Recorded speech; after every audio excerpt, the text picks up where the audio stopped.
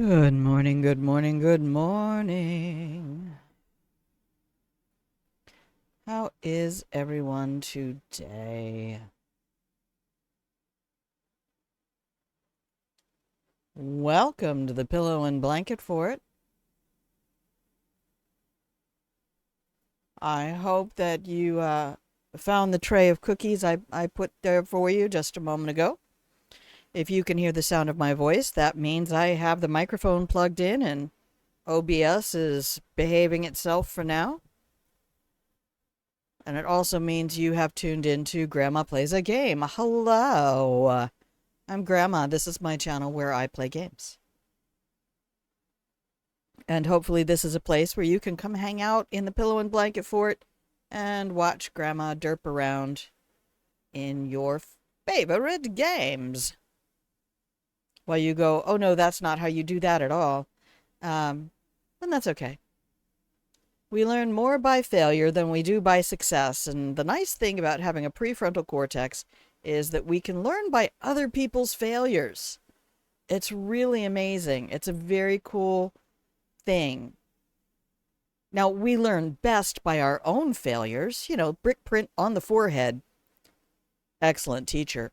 Not the only teacher, though. So do feel free to learn from my mistakes, because today we are in Dishonored 2. I don't know. How many hours do I have in this game now?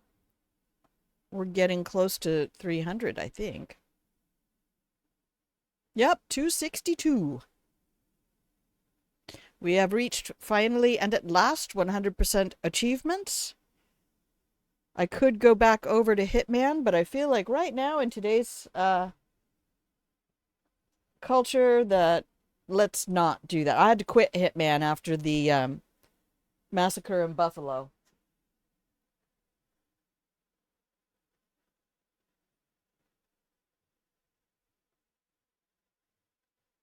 There was a mass shooting at a grocery store in Buffalo, New York, right after I finished playing Carpathian Mountains and was like running and gunning, and I got done and I saw the news and I was like, oh, I don't feel good about doing this at all. Even in a stupid little virtual game that doesn't change any reality but my own. Just it felt kind of nasty. So we're not going to be doing that. We are doing what for me is meant to be sort of a powers only run. It's not a powers only run. We do have certain things where I'm allowed to use the crossbow or the pistol on the environment or the sword. But I have found that no matter how many playthroughs I go through, I constantly lean back into using the crossbow and all that fun stuff. So I don't like the pistol as much. I don't know. I think if I had the preference IRL, I would probably want the pistol because crossbows take longer to reload. But I like the action of the crossbow and I like the specificity and the variety of projectiles you can choose.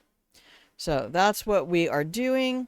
And I am trying to just kind of force myself into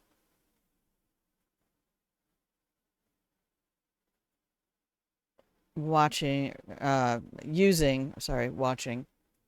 using my powers so that I can see how awesome a bunch of them are. And since we're playing a new game plus, I don't have to worry about too much in the way of runes and bone charms, although I will because I'm also playing around with bone charm crafting once again. Um, sorry, I'm a little bit off. The stupid rats came back in, and I had to put down some stuff to combat the smell of rat pee, and I don't know why they won't just die. But, hopefully the stuff the guys put down is gonna do what it's supposed to do. But anyway, I've got all the fans on and windows open and things like that. It's just, I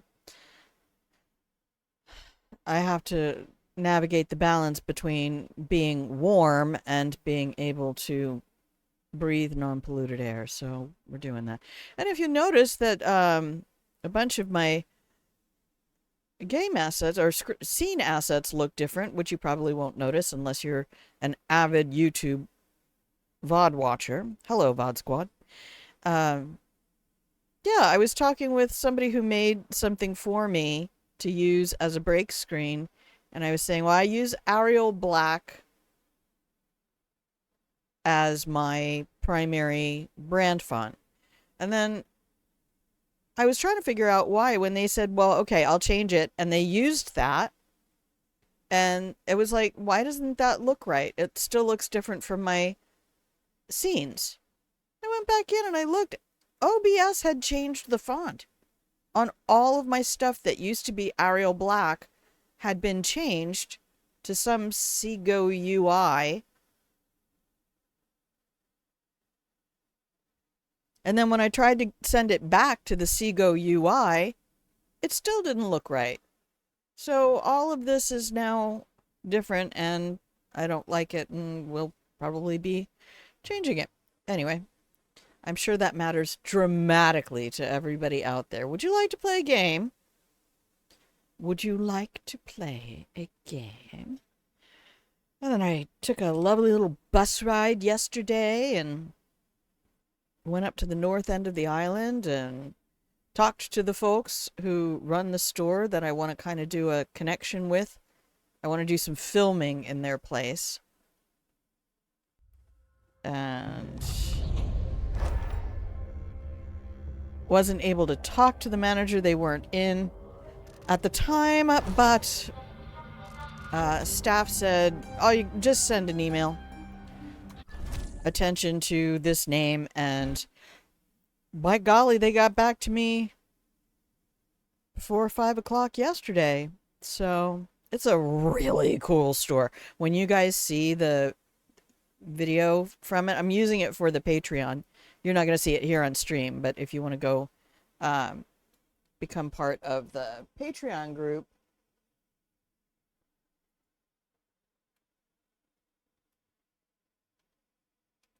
you can do that right there. It's going to be completely separate content from what we have here. Oh my gosh, are we in Lower Aventa again already? Oh, it feels like just yesterday. All right, let's take a quick look.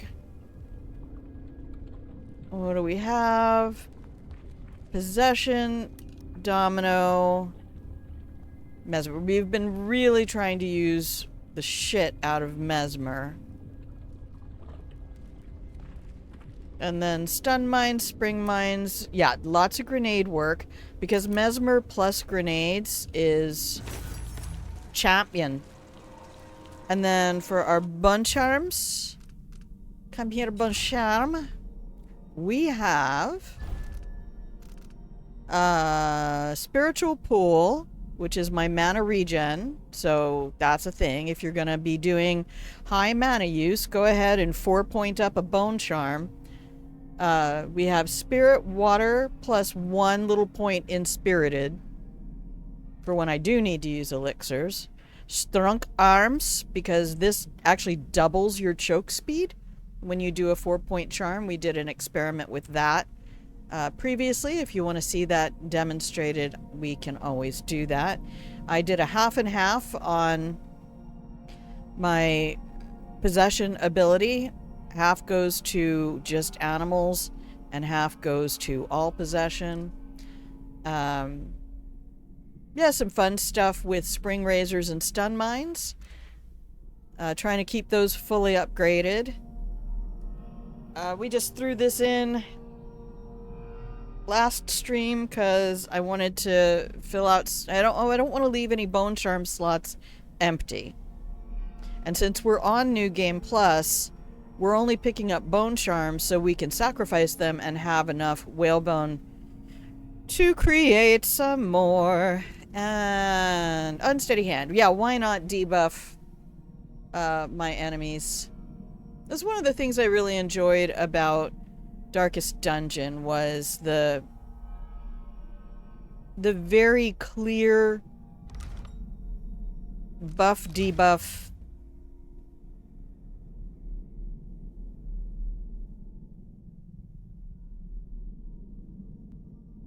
I would need 7 to make that something I want to use.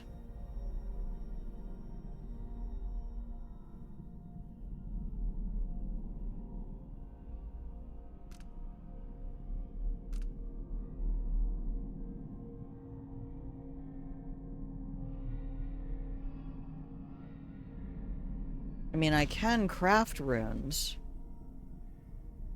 But I'm about to pick up a bunch. Where are they?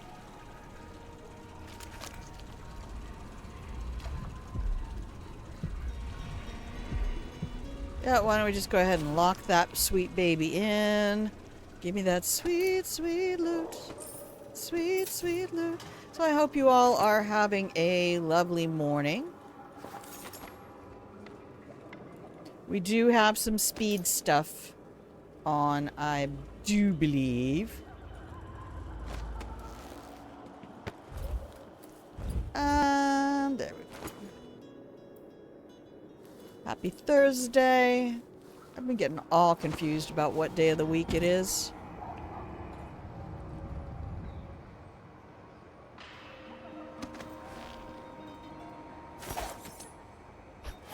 No.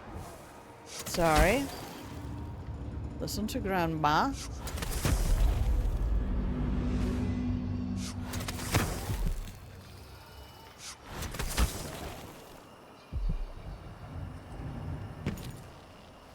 Alright, you're dead. Nothing to see here. And Emo Boy! Notice me, senpai?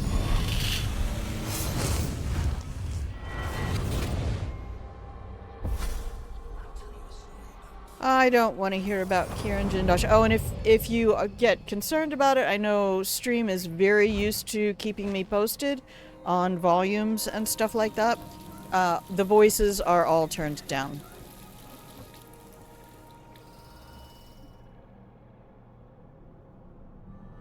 Because I really... no fucks were given this day. Was there something else in here? Coin? I don't care about books today. No, there wasn't. Alright. Do we want to just go around this way then?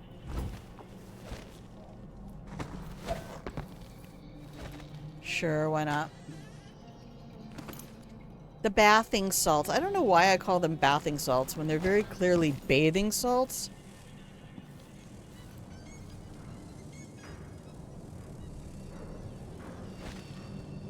I wonder where my chaos is.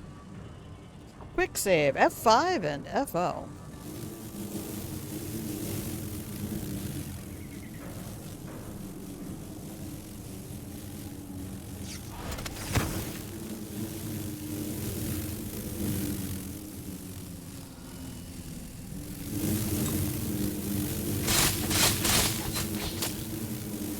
And I also think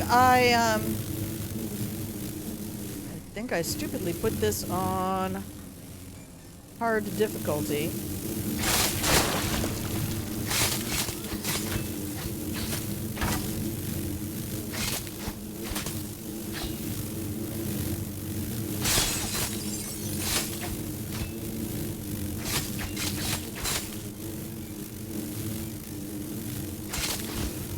When they glow. They are kind of pretty. I mean, the design is nice. Oh, man.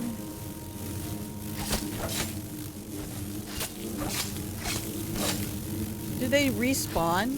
Is that a thing I need to worry about? I think they don't respawn once you destroy their little hives. Maybe that's it. Or whether they ever did respawn.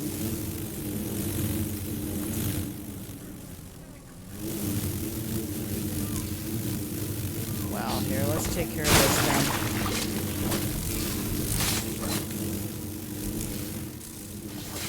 Oh my goodness, they're just eating me up. They're worse than mosquitoes. I know, I probably could have used the body to sort them out. Alright, let's get our goodies from here.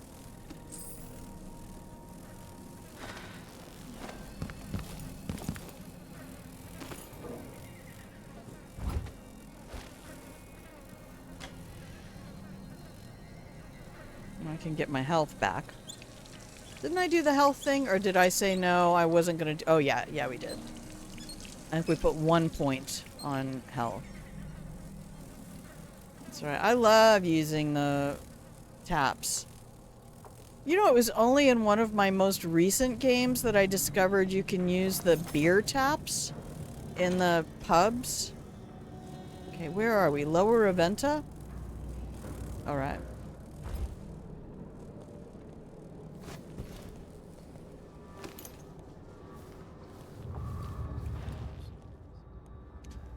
Okay, this is where we save the game, save the game, save the game. This is where we save the game all day long. Okay.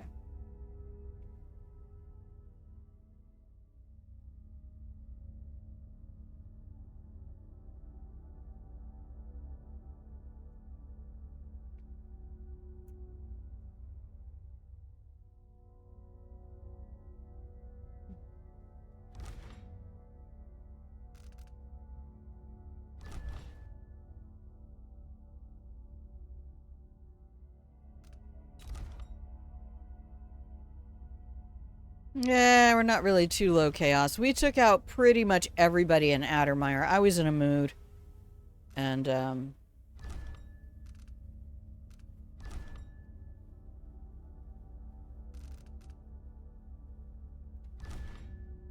yeah, we are playing on hard difficulty. Good.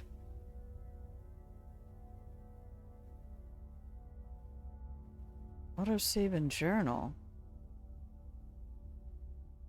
Interesting. I don't remember turning that off, but possibly. Okay.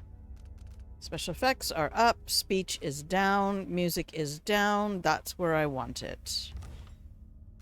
And visuals, do I need to change anything here? You guys are okay on brightness? Let me know.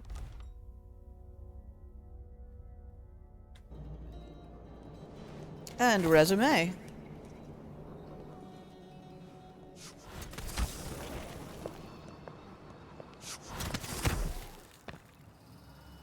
And my far reach is definitely far reaching today.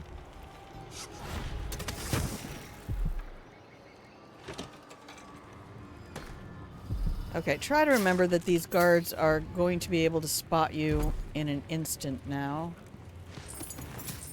I think that's hard difficulty makes them all kinds of more stuff. I could put it back to medium if I just want to rampage, but I think I should really try to accept the challenge.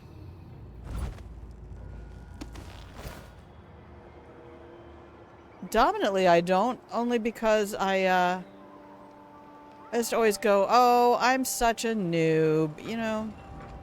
Elaine and Eden, hello, my love. How are you today? Have a blanket, darling. Yay! Doing chores. I'm so glad you spend time with me while you do chores. I do need to go to the shop. What do I have for minis? What? Oh, this is page down, sorry. Oh, I have some minis. I got some money cause I just got paid. No, I get paid tomorrow. Feels like body doubling, which helps so much. What is that? What do you mean? Body doubling.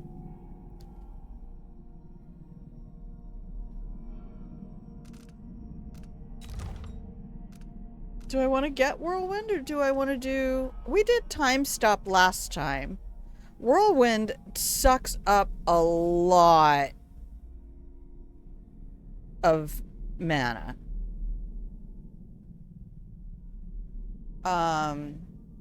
You mean like you feel like you're in two different places at one time? Stop Time also eats up a lot of mana, but we haven't really used Wind Blast or Wind Blast very much. And I feel like Mesmer plus Wind Blast might be a blast.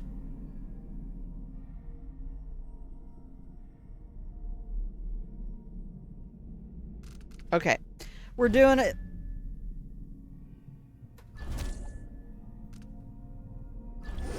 Okay, so which one of these? I think I want the kill one. I think I want to murderate people.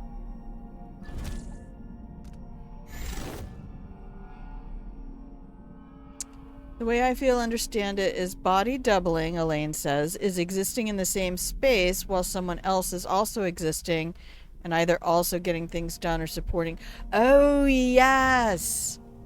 Yes, it is considered one of the most comfortable ways, one of the most comfortable experiences in a partnership is when, you know, the two of you can be just sitting in the same room, not necessarily paying attention to one another.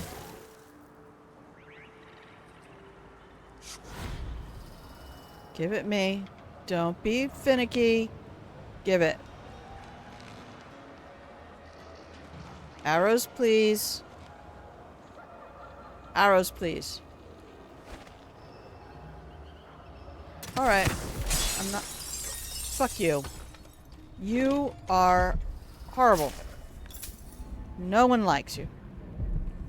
Not you, Elaine. Sorry. Okay.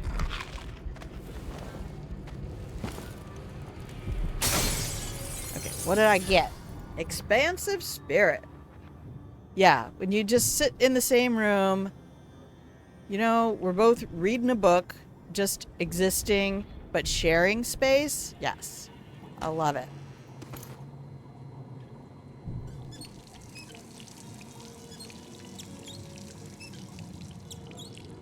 I find being in person or even just like being in somebody's chat and communicating can be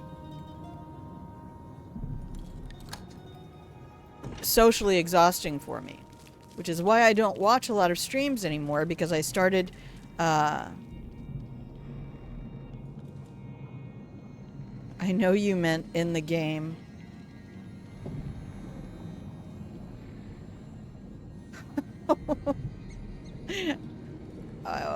I'm afraid you guys might be a little bit behind.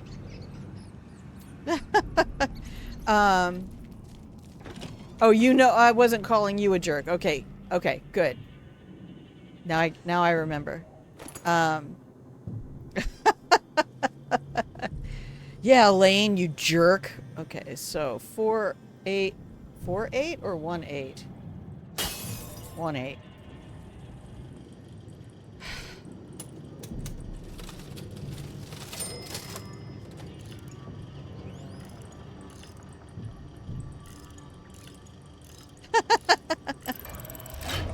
Yep, I'm so mean all the time. Yeah, I think today is a nice day for everybody to just chill. Just hang in the pillow and blanket fort. Don't feel like you gotta say anything. Just have a nice place to hang out where we're not talking about the world or any of the horrible people who live in it.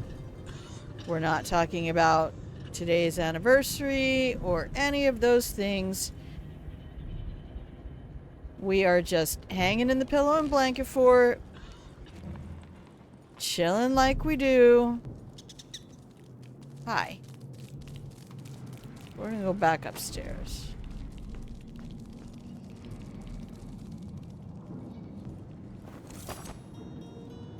Okay.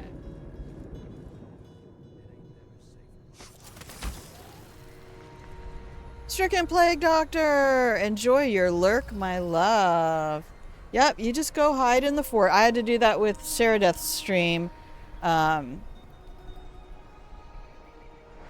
Because they're playing Alien Isolation, and I can't watch it. Brain goes, nope.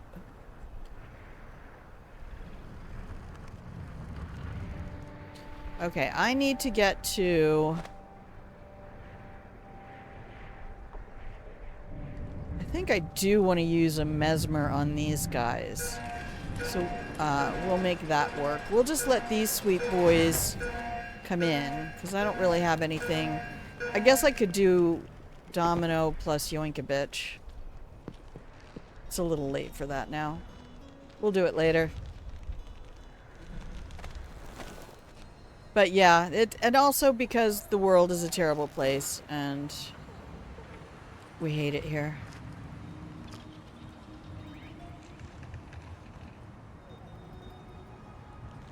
Okay, we're gonna save again.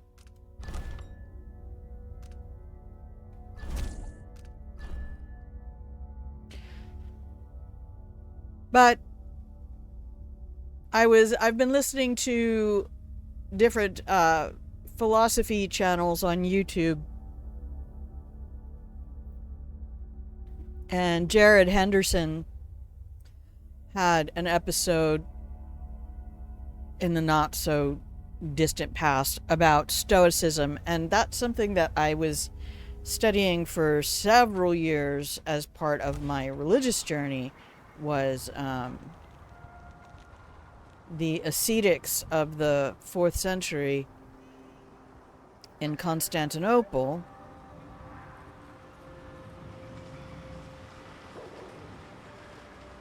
I could probably get a bunch of these guys with mesmer, but I don't want to drop my hand yet. Oh, man. I don't have my timing right.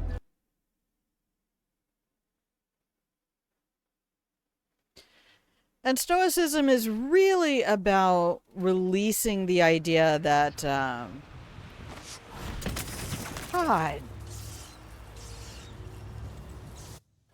We did this perfect. Is it just because I'm playing on hard difficulty?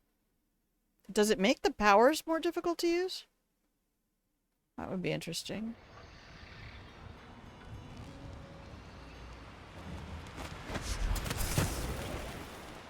Oh no, I was just being terrible.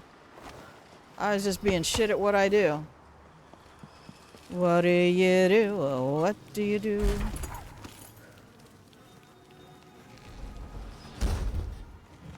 What do I do with just a photograph? Tell my troubles to. Oh, hey, what's up? All right, I'm new in Karnaka. I'm new here.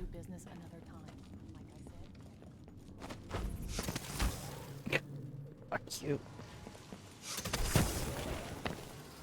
Did it send me right over top of that thing? I think hard difficulty might just be not working for me. And now my jumps don't work? What?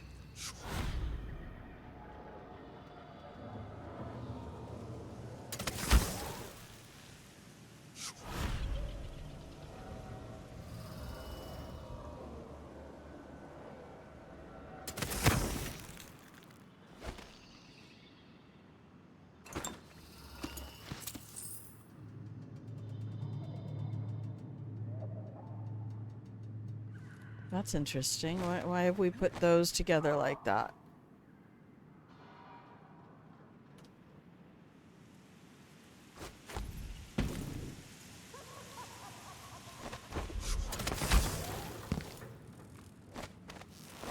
Yeah, I gotta remember that I have double jump too. And I think Emily has a special thing where she really wants you to grab... Can you get the pouch for me? out.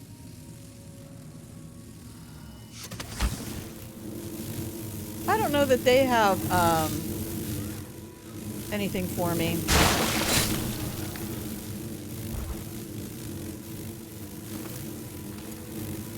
I feel like I'm gonna change the difficulty because, like, this was happening last time too, and I don't know if it's because I have the difficulty on hard, but like my key presses, enemy perception is faster. Does it say anything about search? This should only affect.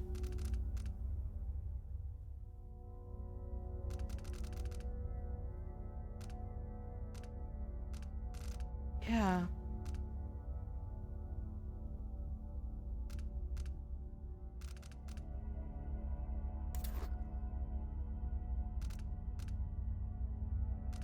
It should not be affecting my stuff. Maybe I have my mouse turned up too high. No? It's on green. I don't fucking know.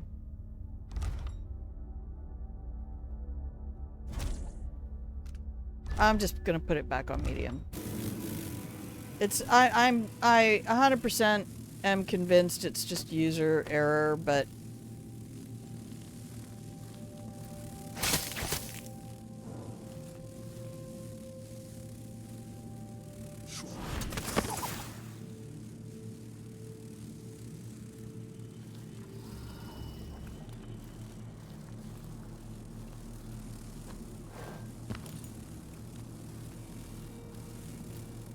oh my gosh. I know a lot of you love rats, but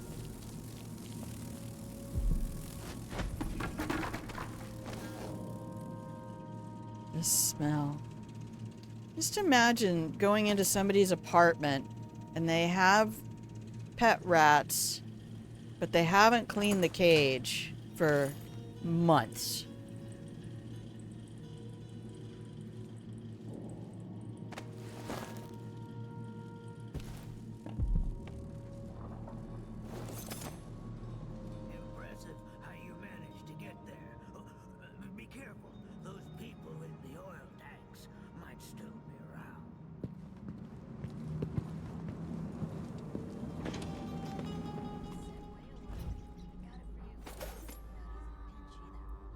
Oh, that's right. I need to put wind blast. Oh, good. It auto.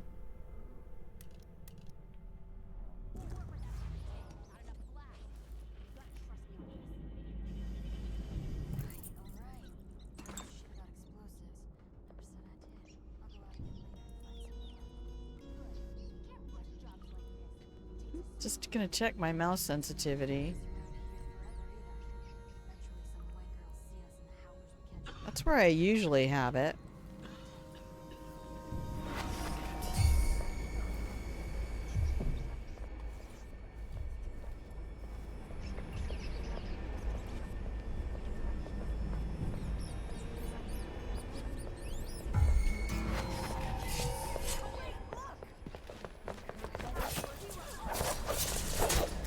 Damn, these girls can fight. I was unprepared for them. I don't think I've ever fought them. But I can't use my projectiles. I guess I could throw a spring razor. Should we create a bottle mine?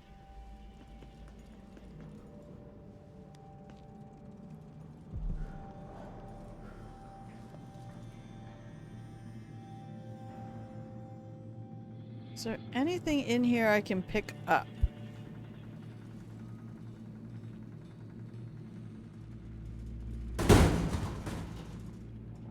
Well, apparently I can kick the shit out of that thing.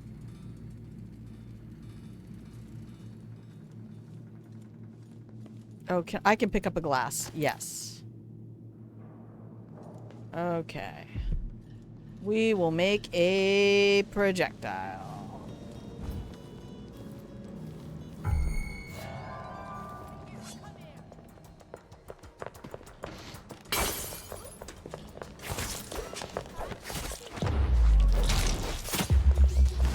And you two are dominoed. Nope. It's still showing them dominoed. That's weird. Didn't we reload?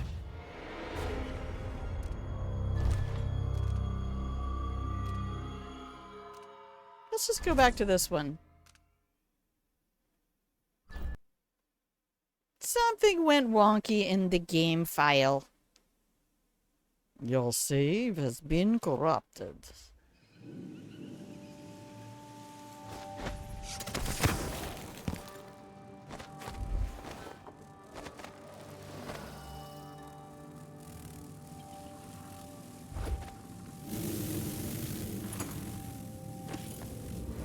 Where's a coin?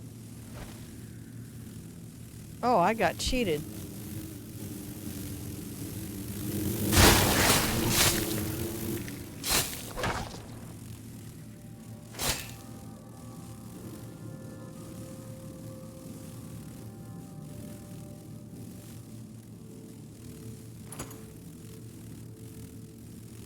Oh, what's up, bro?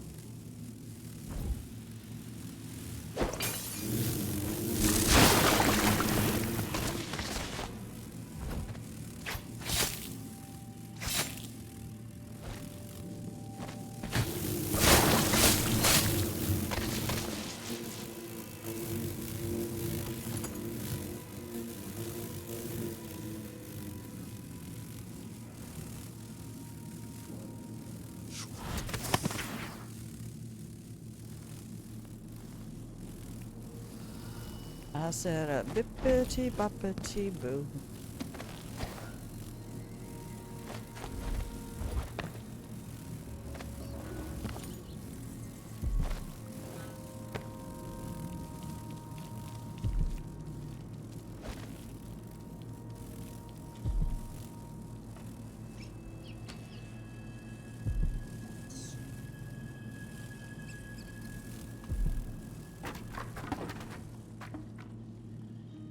We'll just save the game before we, That is probably just meant to scare the shit out of you. Ah, I guess we're twitching today. Alright. Gonna take a glass. And we're gonna... Hey, what's up, brother? We're gonna crouch.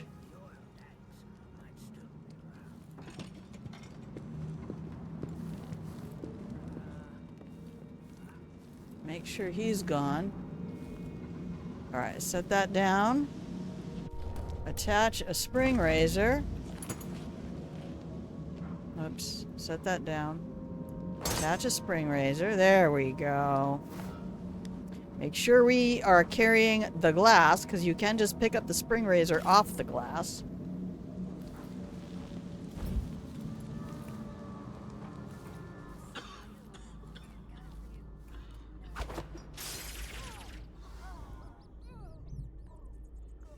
Did it get both of them? You gotta be careful, because it will also hit these things. And there will be... Where'd the other one go?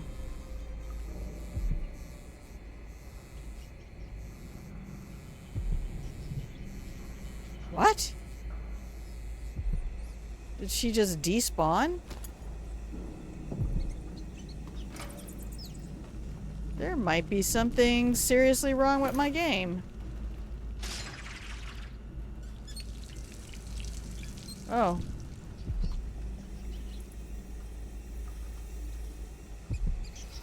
Did the rats find her? What's left of her? Oh, that's right. I have the thing that says sometimes spring razors will cause a body to disappear. Now you have to be careful on that, because as we learned in this case right here, it will also cause their loot to be irretrievable. So, not always your best option. Please save the game. We should. Let's save the game. Good morning, Wolfie Kohaku. How are you today, my love? We're in here hiding from the world, and I'm trying to hide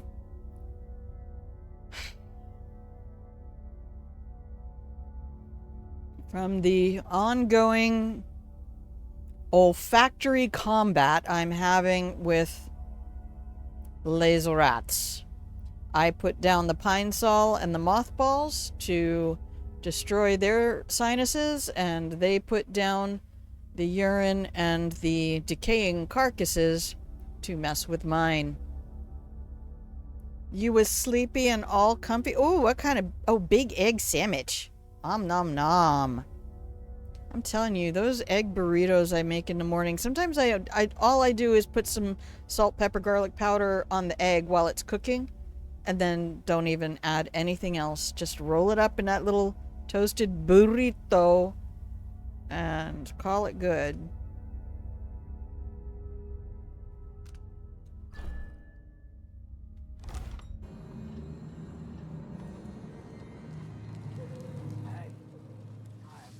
Oh, he had a bunch of bottles, but you have to get the key. How's your Thursday going, Wolfers? Toast three pieces of toast. What do you make, a pyramid? Are you talking about like full size slice of a loaf of bread toast? These shops was robbed. I'd hire guards if I could afford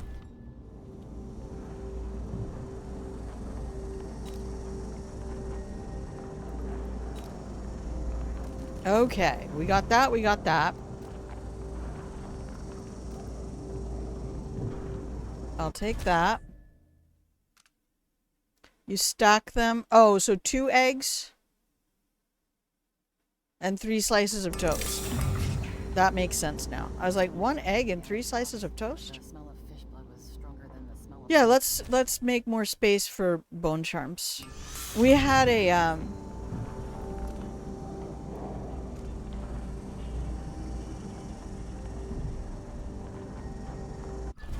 I've never tried that one. Let's see how much damage. Let's see how much DR we get. I wish I had a grand inventor among my clients, but I've heard he's not so easy to please.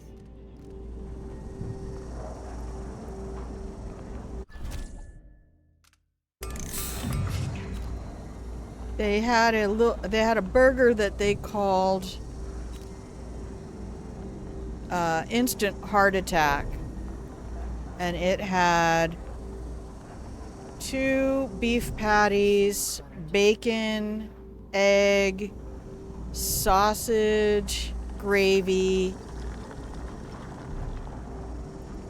I mean, it was yeah, like club sandwich. You doing okay? Slow and steady? Yeah, I don't know if you saw my Patreon post. We have ads coming in. I'm just taking myself off the hook and putting out the video next week.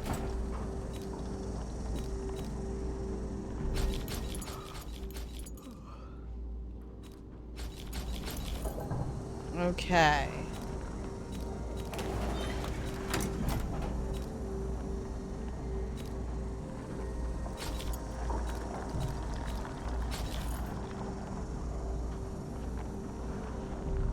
I have enough money to buy that still. Okay.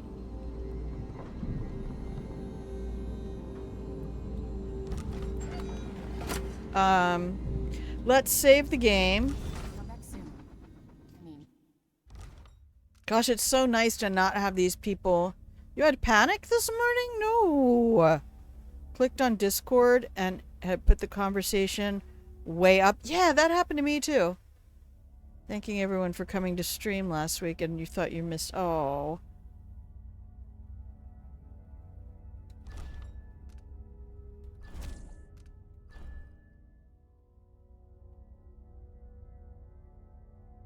No, I've been trying to get better about putting the @here in Discord.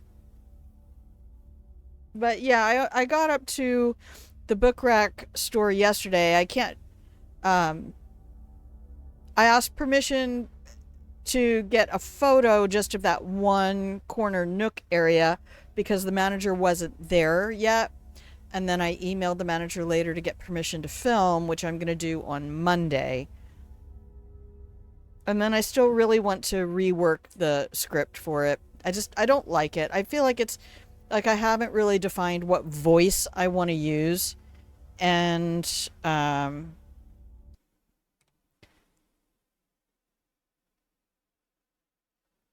there are several video essayists whose style I really like. I just have to convince myself that I am good I make good word, can write on computer. All right, I'm going to hit the buttons. We're going to take 2.5 minutes. You get 2.5 minutes for your break, and I will be RP.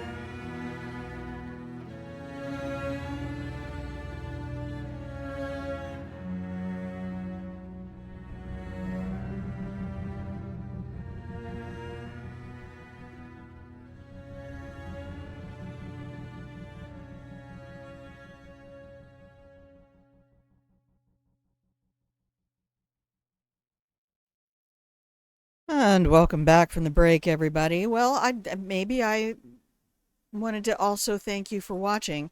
And by the way, I am also highly conflicted because if you notice that the lettering looks different,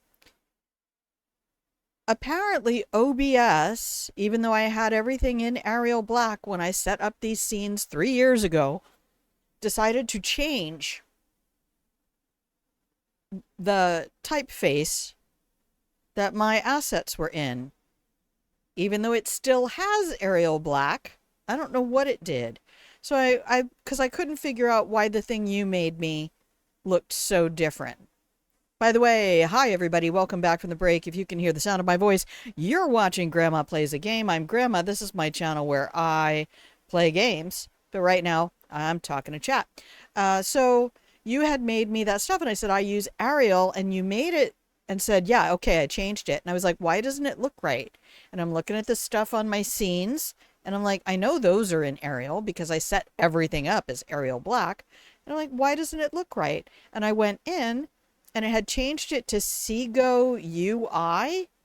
I don't even know. Never used it. Wouldn't have any reason to use it. Yeah. And if you don't see Arial Black, sometimes it's down at the very bottom of that list of italic and bold and everything. Um,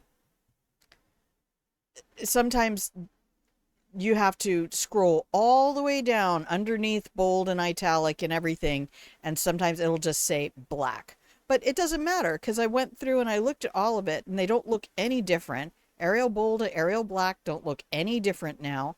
And I'm like, what the shit happened when I wasn't looking? So I might have to find a completely new typeface to put my assets in.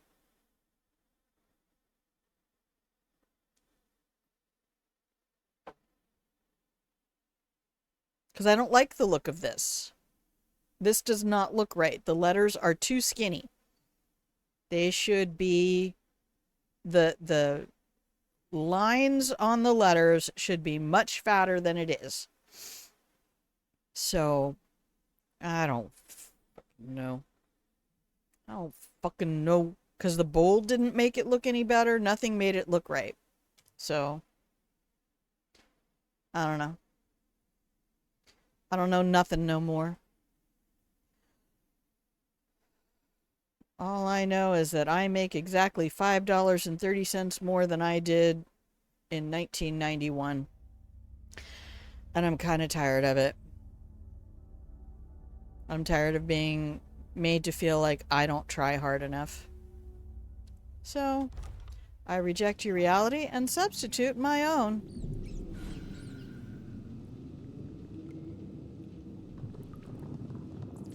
Okay, what do I want to do now? I want to get, I want to rob. Oh my god, I don't have any more fans to turn on, buddy. Hang on, maybe I'm just gonna open the front door. Use Liberator. Oh, I've never seen that one. Hang on just a sec.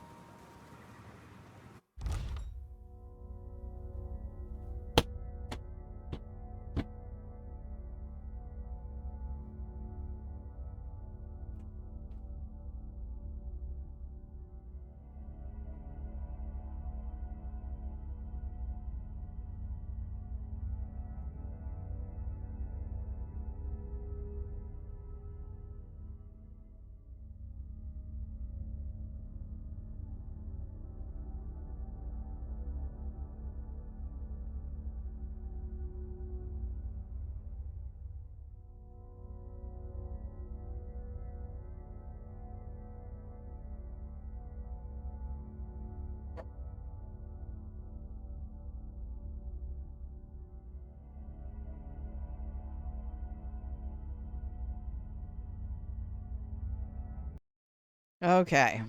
I've got the front door open now. I said earlier I'm trying to uh, balance being fully ventilated in here and staying warm because it's getting down into the 50s at night,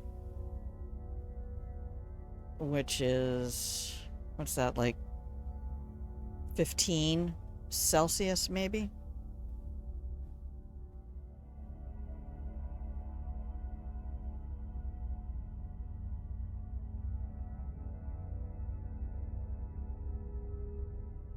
Okay. I'll have to go back and look again.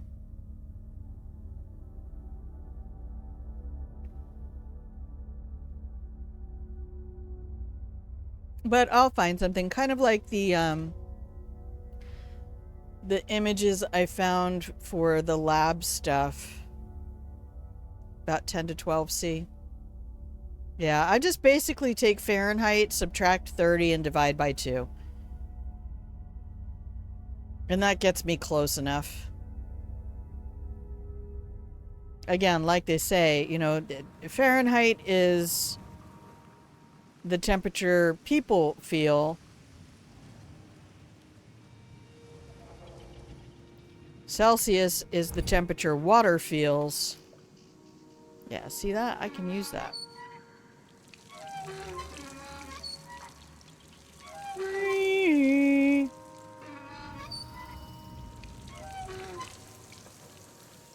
Okay, shall we mesmer some folks?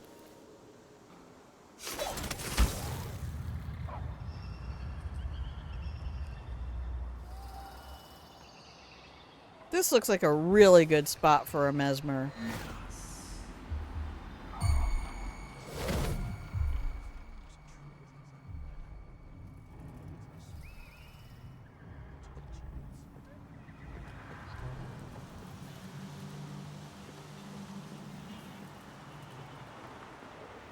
Okay, we've got 3. Hey, buddy.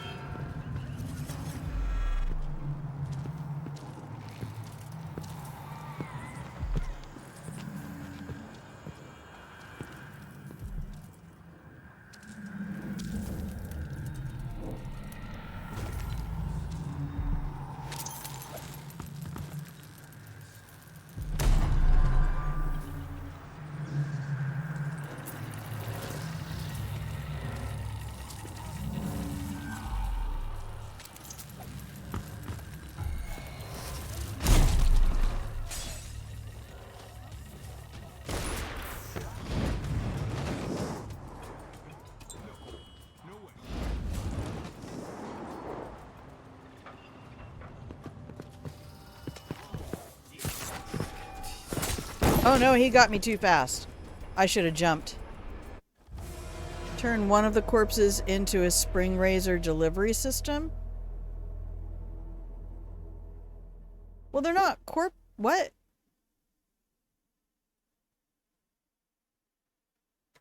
What? Where am I getting the corpse?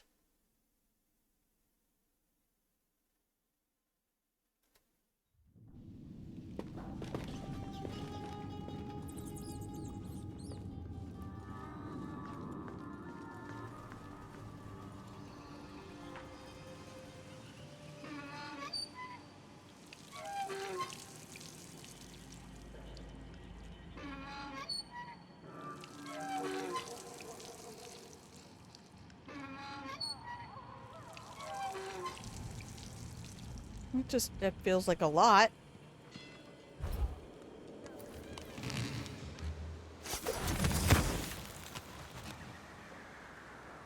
Okay, so we are allowed to use the crossbow on the environment. So crossbow, mesmer,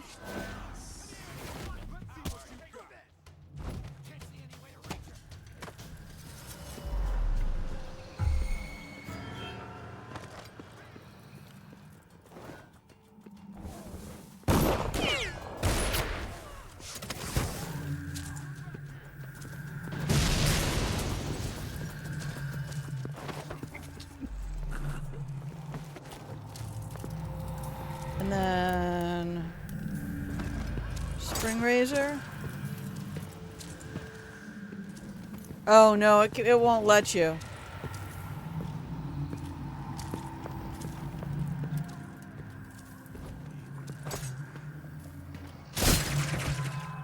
Oh, it got me. Oh, I don't like any of that. Yeah, it counts it as loot. So you have to cut them up into parts if you want to do a mine like that, or bottle mine.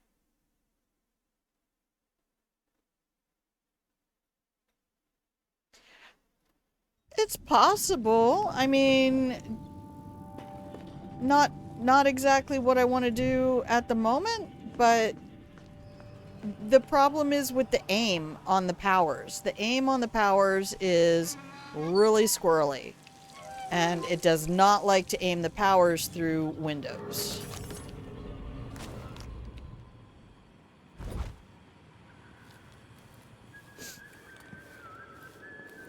I thought shooting down the bell would kite him out.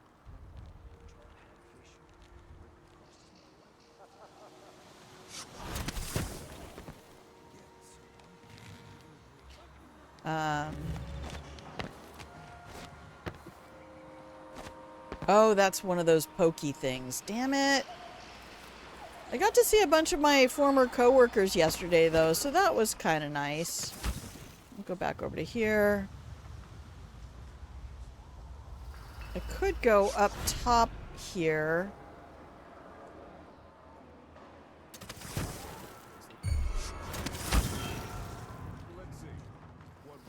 Oh, no, no, no, no, no, no, no, no, no.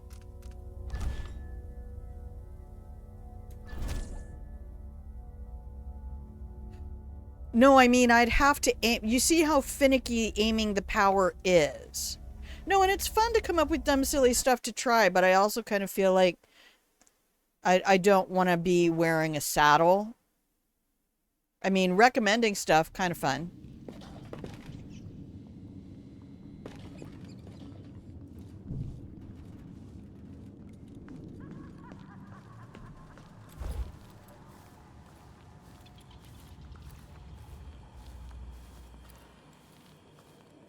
Okay, so let me see what I can do about this. Getting over here. All right, this is better.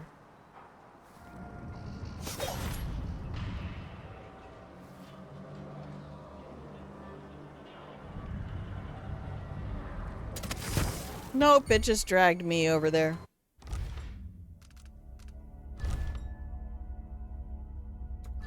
I don't think I can aim it through the window, is the thing.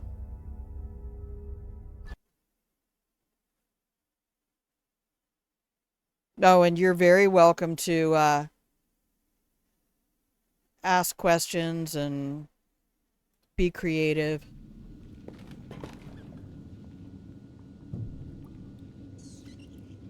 I do like what ifs. I do like what ifs.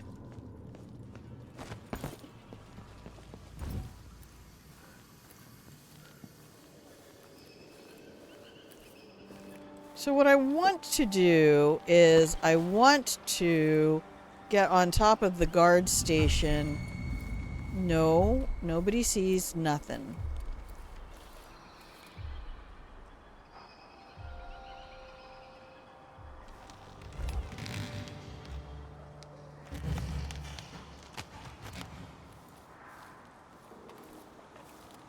Oh, you're trying to see if it sparks mischievous, diabolical creativity in me. I see.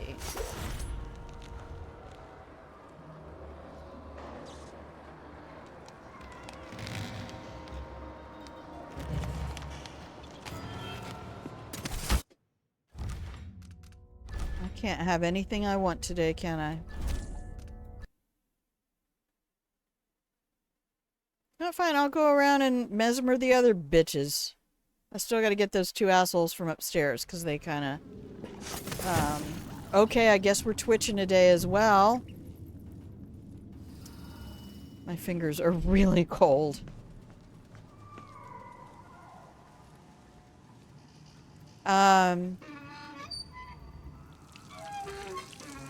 Anyway, I went ahead and pulled up transcripts from some of the video essayists that I like. I want to,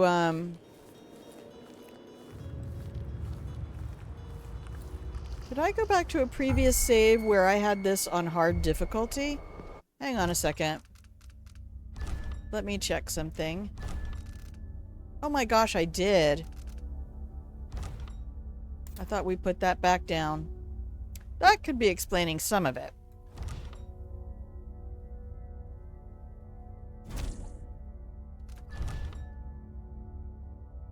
I think I had to backtrack. Okay.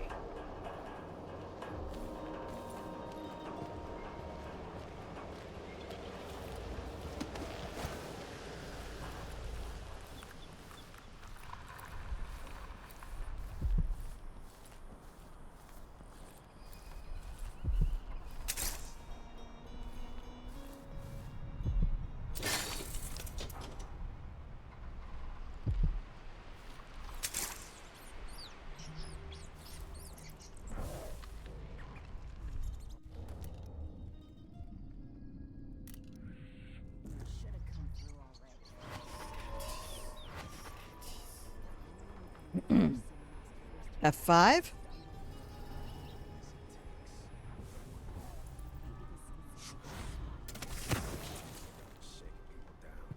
Knitting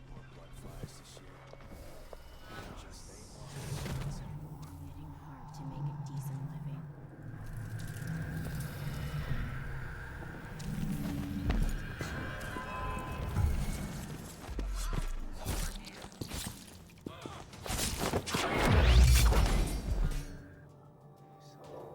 Nice.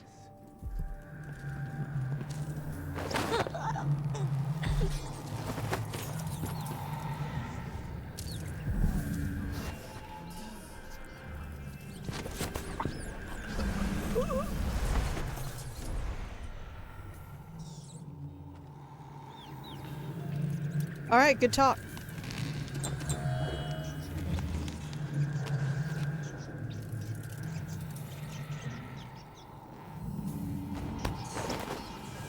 Let's get everybody tucked away in their little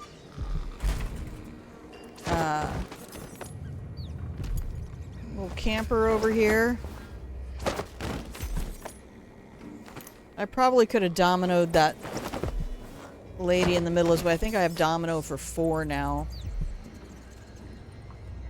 And not wasted the health. But let's say at this moment, GG. Done is better than perfect. Perfection is the enemy of excellence.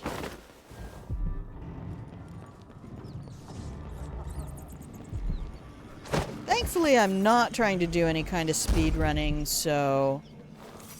Hey guys, how you doing?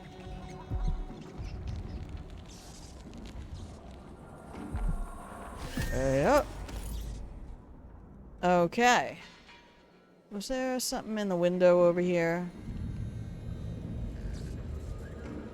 What a convenient little storm shelter. I think I might save the game and go in here as a rat. Una rata. And I do appreciate your asking questions. I'm sorry. It's just... It's been a weird month, and it's already almost halfway over, and I only have a 1-minute intro video and a really, really, really bad draft. Give me a second. I'm going through my water like mad. I'll be right back.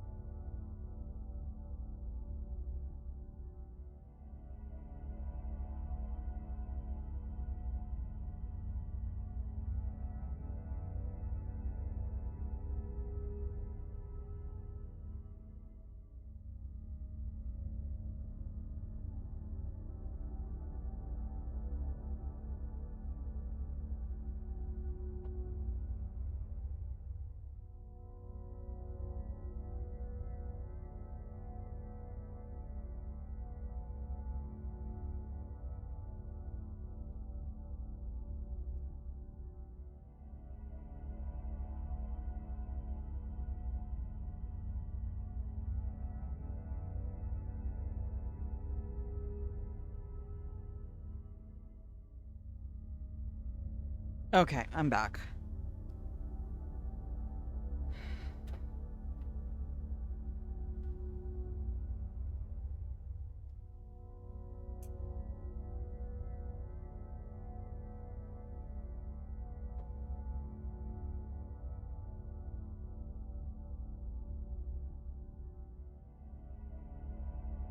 Alright, I'm gonna caveat that as sorta kinda back. When you started doing your creative works, I had one very sloppily written piece every month or so. Well, that's why I wanted to do a recording.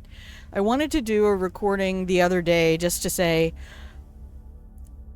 I want to hear how it sounds, and I want to know whether speaking extemporaneously is actually even going to work for me.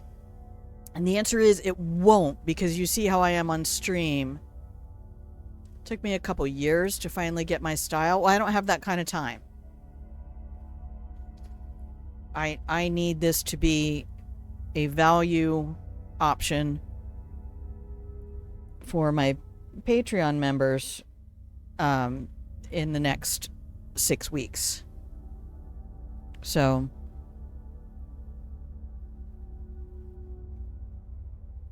I just know anytime I've sat down and had to do writing, putting a bunch of stuff on the page, just writing snippets of thought even. Hit enter, write another snippet of thought. What are the little breadcrumbs your brain is laying down for you?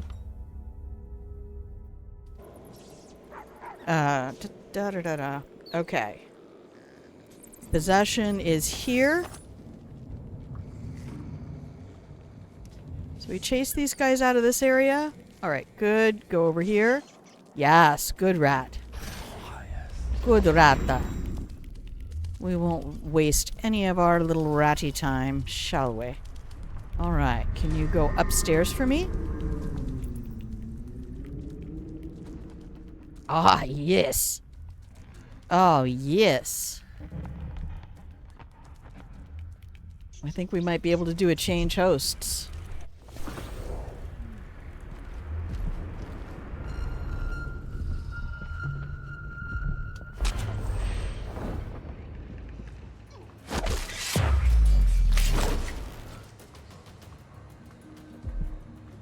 All right, fun. Where'd he go? Did he just disappear? All right.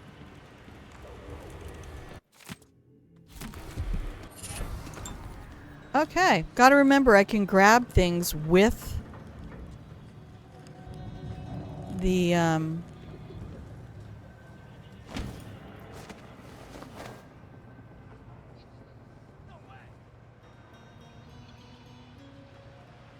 oh, right. Rob the thing. Oops. I'm so used to having...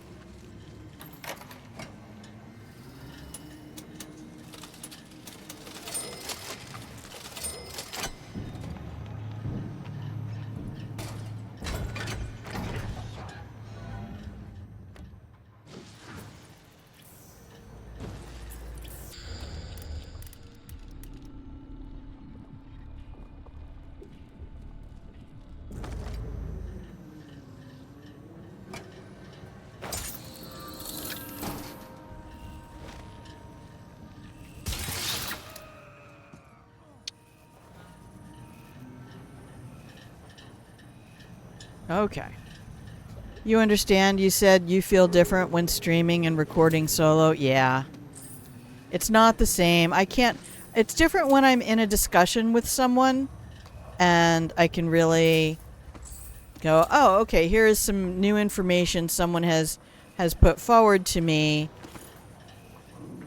What do I think about that? How does that hit my brain? You know, it's like every time you say something in chat, you're throwing a pebble in the pond. And I go, okay, well, what kind of ripples does that statement make?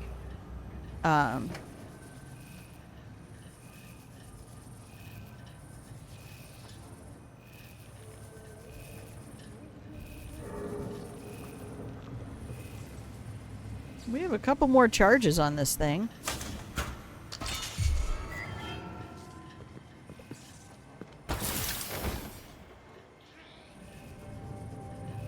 Whew, that was close.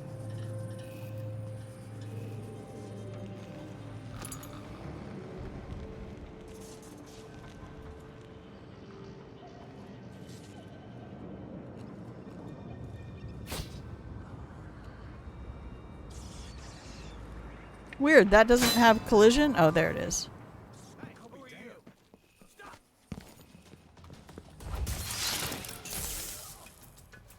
Okay. That's everybody.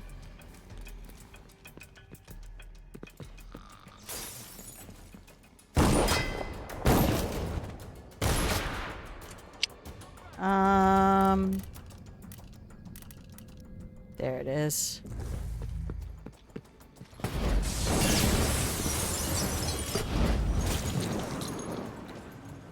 That man cut himself in half.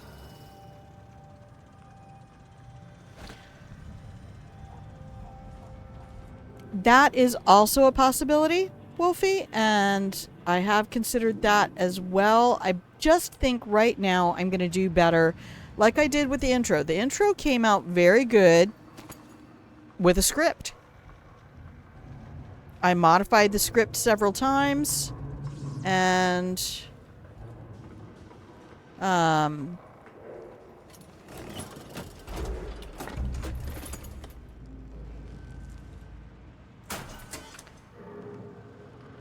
I read it multiple times, and I have confidence that I have the ability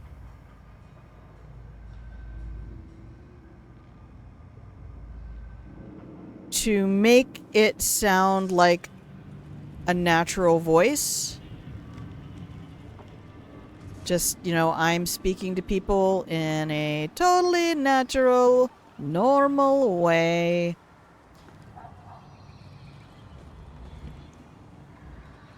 I used to make a point of doing that when I would do lecturing and stuff like that for church. Where's my fountain? I need to put 3 coins in it.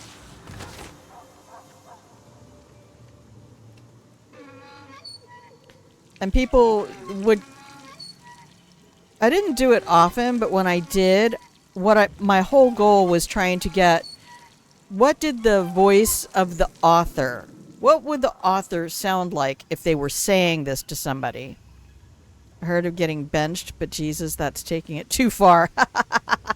Oh no. Coach benched him. Well. So... I think if you take a look at the Patreon post I put up today, I didn't have put in there that there was a due date or expect the first episode on this day. I just know it's been 10 days since I put anything up. And it's probably good to stay on a weekly or every other week schedule. What did we get? 700. What do I want?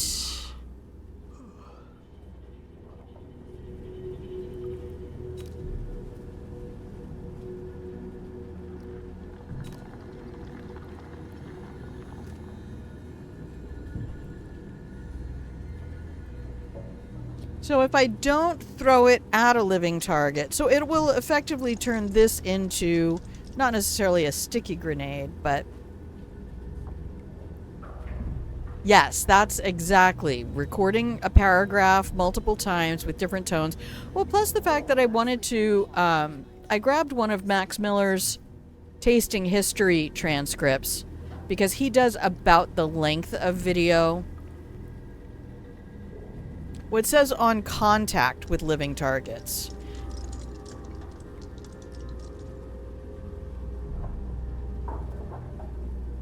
Which makes me believe usually they have a little timer that counts down and then they go boom. It would still have a little timer that goes down and counts boom unless I throw it at somebody's brain pan.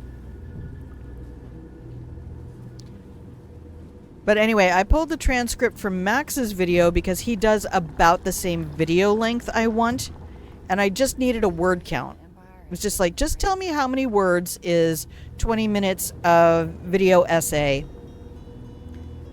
Because a lot of the stuff that I watch is more in the 40 minutes to an hour. But Max does very concise videos and mixes it up. That's another thing I kind of wanted to get a feel. He does 3 parts on his videos. So he does an introductory part that introduces the recipe, the historical context, shows off the ingredients, and the ingredients going together. Then he takes a break and does a deeper dive on the historical context and stories and people and dates and things. And then he comes back and does kind of a final portion, which is exactly what I want. I want a 3-part video. Goes off if someone touches it. Yeah, if they touch it before the timer goes off, but it's not like a proximity grenade or a proximity mine in Hitman. In Hitman, it sits there and does not go off until somebody gets close. We'll find out in a minute.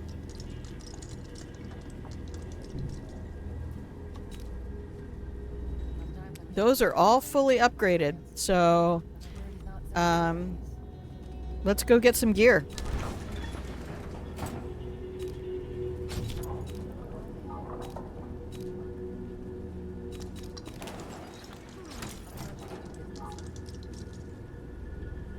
Yep, might as well. Alright, so we can make bone charms now. We're gonna save.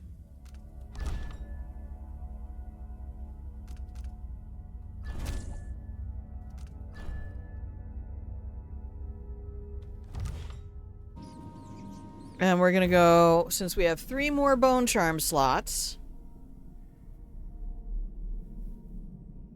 Oh, you know what I should probably just pull out one of my cloth masks.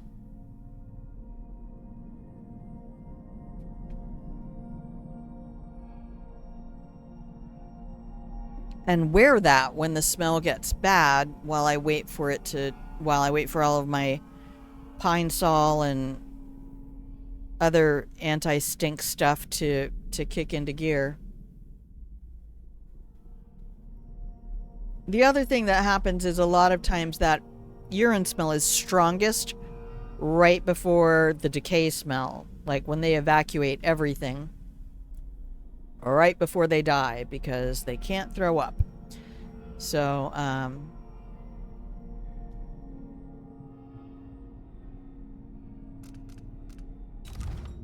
I don't want to leave any runes behind, so let's make sure we're getting all of those. And now, crafty. Sacrificey.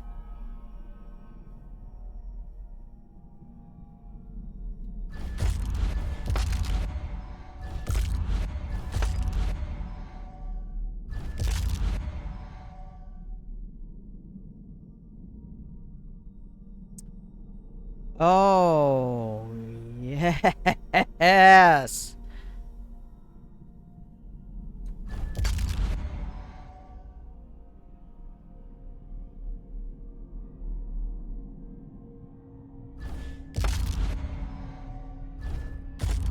Okay. Let's go do some crafting. There's this thing that Moomin does in the hospital. She wears a mask with a little peppermint oil. Yes. It's very much what plague doctors did. I just have to be careful because I sneeze so easily with strong smells, and sneezing in a mask is gross as fuck, and then you have to take it off. Okay, so sacrifice crafted bone charms. I'm gonna get rid of my 2-point.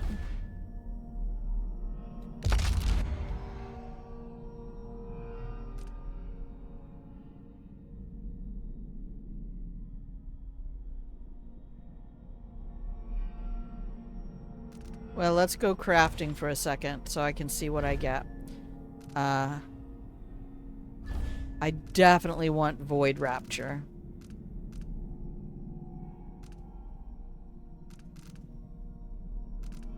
Yes! I thought I had that for 2.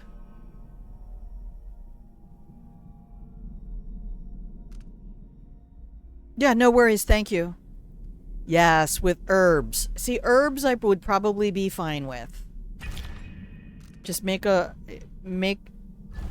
mask that has a little pouch.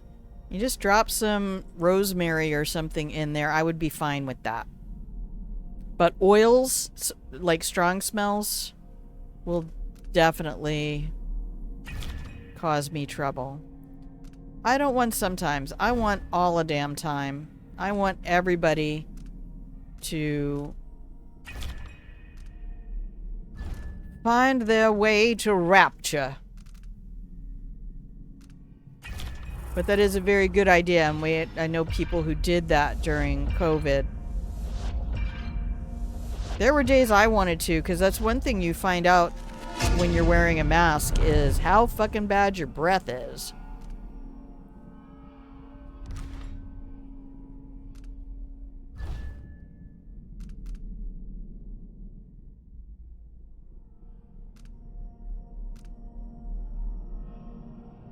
Yeah, I have accommodating host for 2.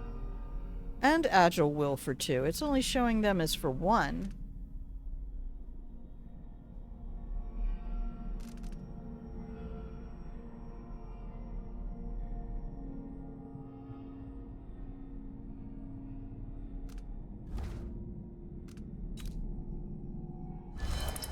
Okay, we're gonna really beef up Mesmer.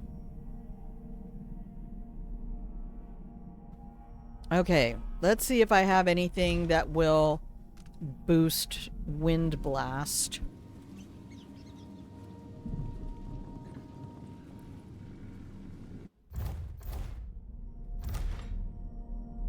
I spent all my money.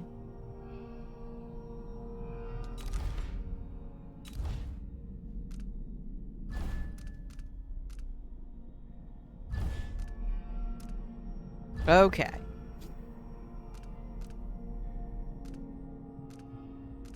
We did some movement once. Why aren't they in here? See, that one should be showing 2 points.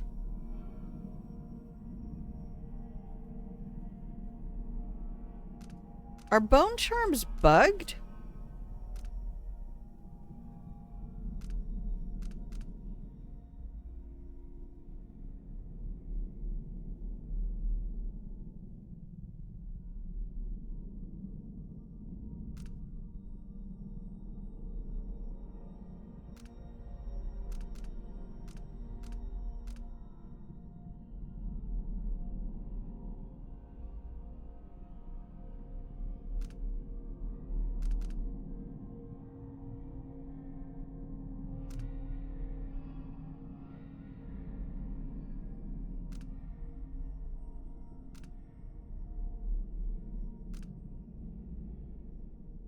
Okay. Sorry, I'm still here. I'm just reading. Less damage from explosions, grenades.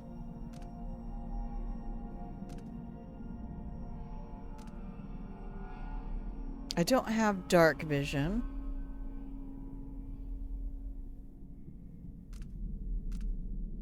Oh, yeah, we did want to make one of these.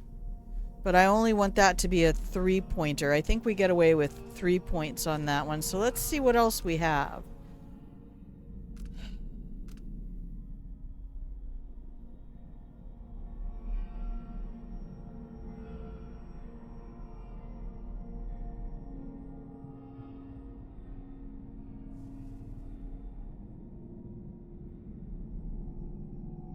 Didn't I just break one down that said, oh god, I totally forgot you could do this. I'm such a dumb.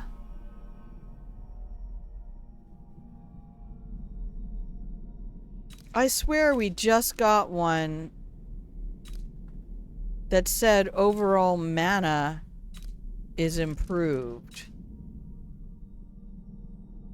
Was that a corrupted bone charm? No.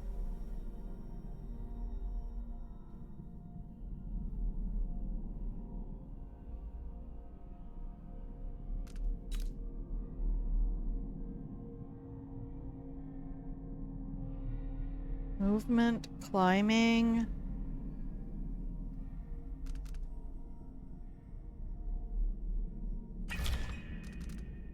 Oh my gosh, I can't believe this whole time I've been scrolling. Oh, it hurts. It hurts.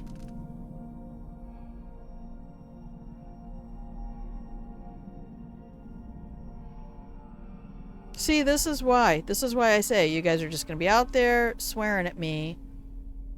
Being like, Grandma! Just use the thing at the top.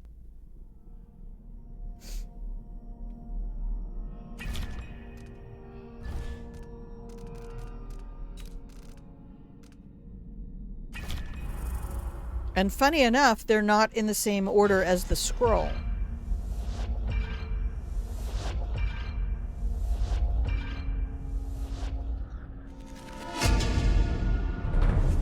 Okay, 2 and 2.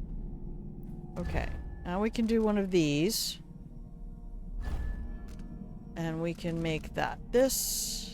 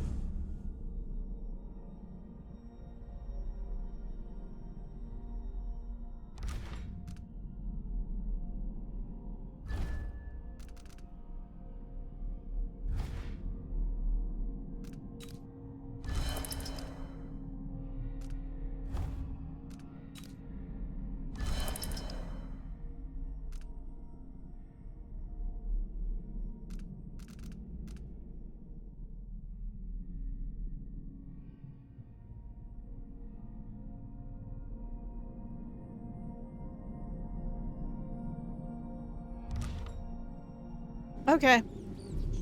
Save the game.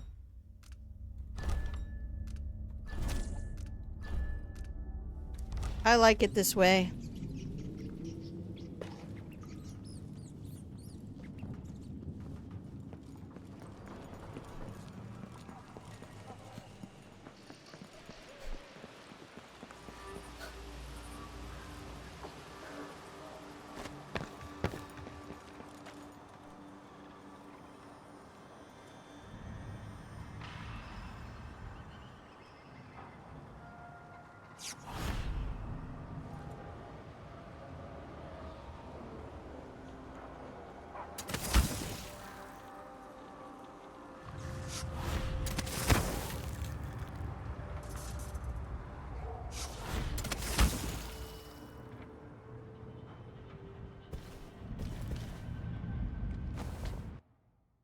Ah. Going on a buggy ride. Hello, good afternoon, Opal Moon. How are you, my love? How's your wee folks doing? How's Opal doing?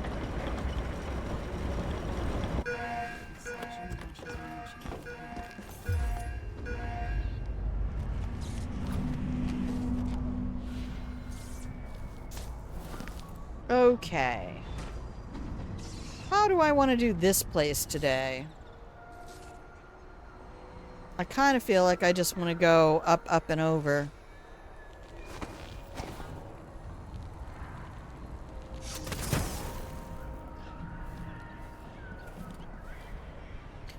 Put my red dress on. Pull my hair up tight. Hey, here comes an ad break. Alright, everybody, you're going to get some beautiful music. God, I should just leave it here. That is so stunning.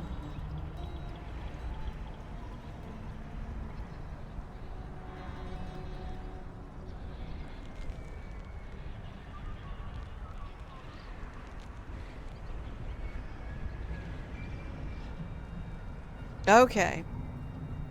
Honestly, do you know if you really, and also I will tell you, if you really want a if you really want a fun earworm, go look up Sinead O'Connor's song Fourth and Vine. I mean, that's why I genuinely, let's save. Just in case. Oh, that grandma went live. She's another delightful human. Alright. There we go. See, the screenshots you can take in this game are just pure stunning.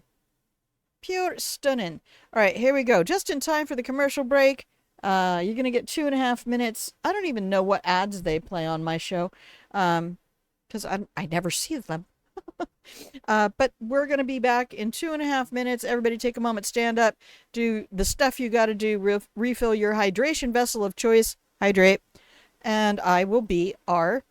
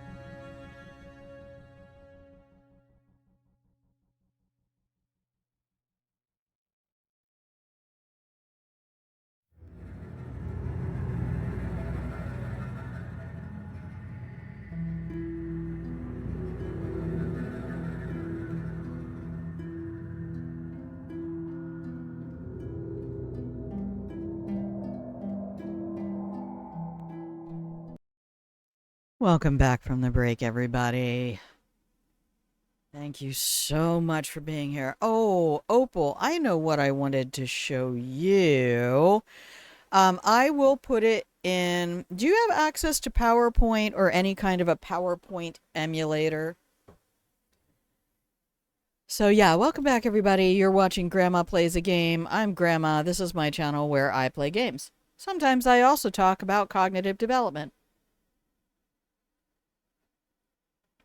and other cool things like that.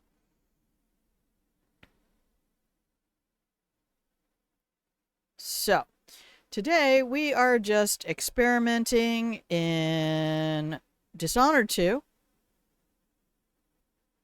Or you can find one. There's one available through Libre, Libre. So you know what, I'm going to go do this now because I know I have it. Okay, I know I have it there. I shared this with my therapist earlier this week. It was a project I was doing a while ago. Are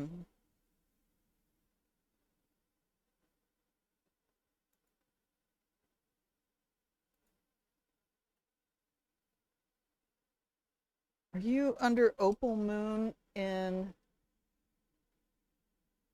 No.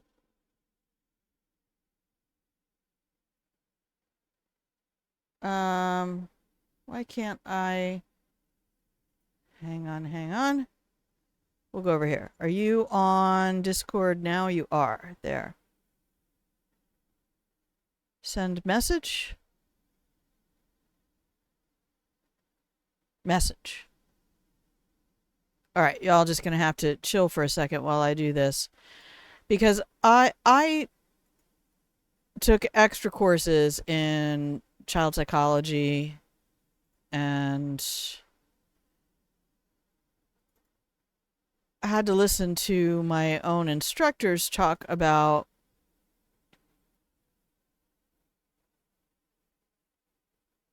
why Maslow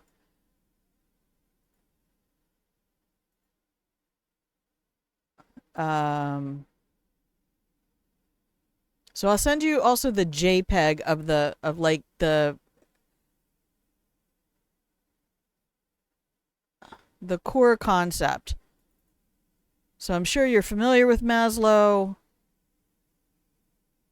So what I did, when you get a chance to look at that, what I did was I took Maslow's pyramid, which...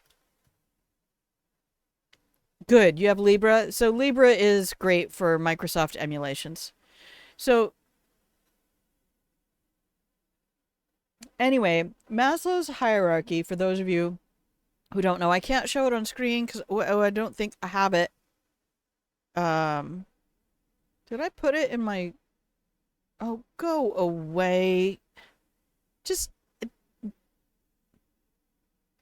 Sometimes these programs are like an 8-year-old child and they're just like, can I show you what's new? Let me show you what's new. Here's a new thing I did at school today. And it's just like, I just want to use the program. You are not, in fact, my 8-year-old child. I did put it in Google Docs.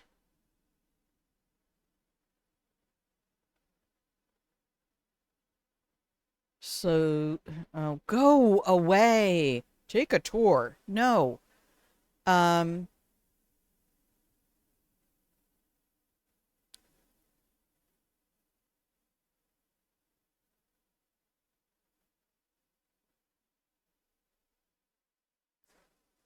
going to put this up here. And do that. Okay, so you can see on this is the original Maslow. Maslow did a pyramid. Can you see my mouse? Is this all visible to everybody? So Maslow did a pyramid and he said basically that the first thing you require, you can see this great. The first thing you require is that your physiological needs be met. Can we change the view? F11? Ah, brilliant. And once your physiological needs are met, then you can move toward satisfying your safety needs. So you want your food, you want your sleep, you want your shelter. Now you need to protect those and make sure that they will be safe. And part of what ensures that safety is your own resources, but then also connecting to a belonging group who help to facilitate these things beneath. And then your belonging group will say, good job when you do things that they agree with, and you'll get achievements and esteem. And then eventually you'll move up to what he called self-actualization. And it was this pyramid. And people had said for a long time that that was oversimplified, which is fine. If things are oversimplified, we're really good at complicating them real fast, let me tell you. So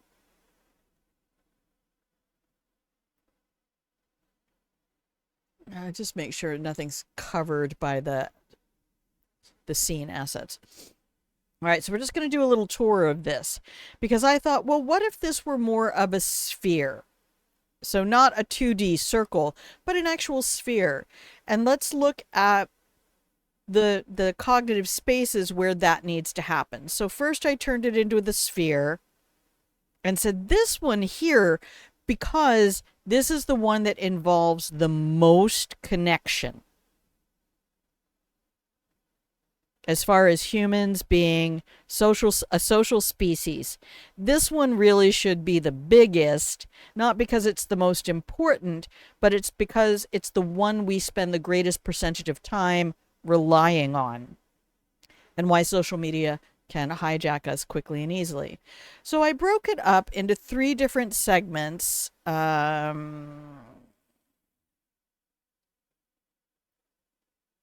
me get rid of that for a moment. And that for a moment.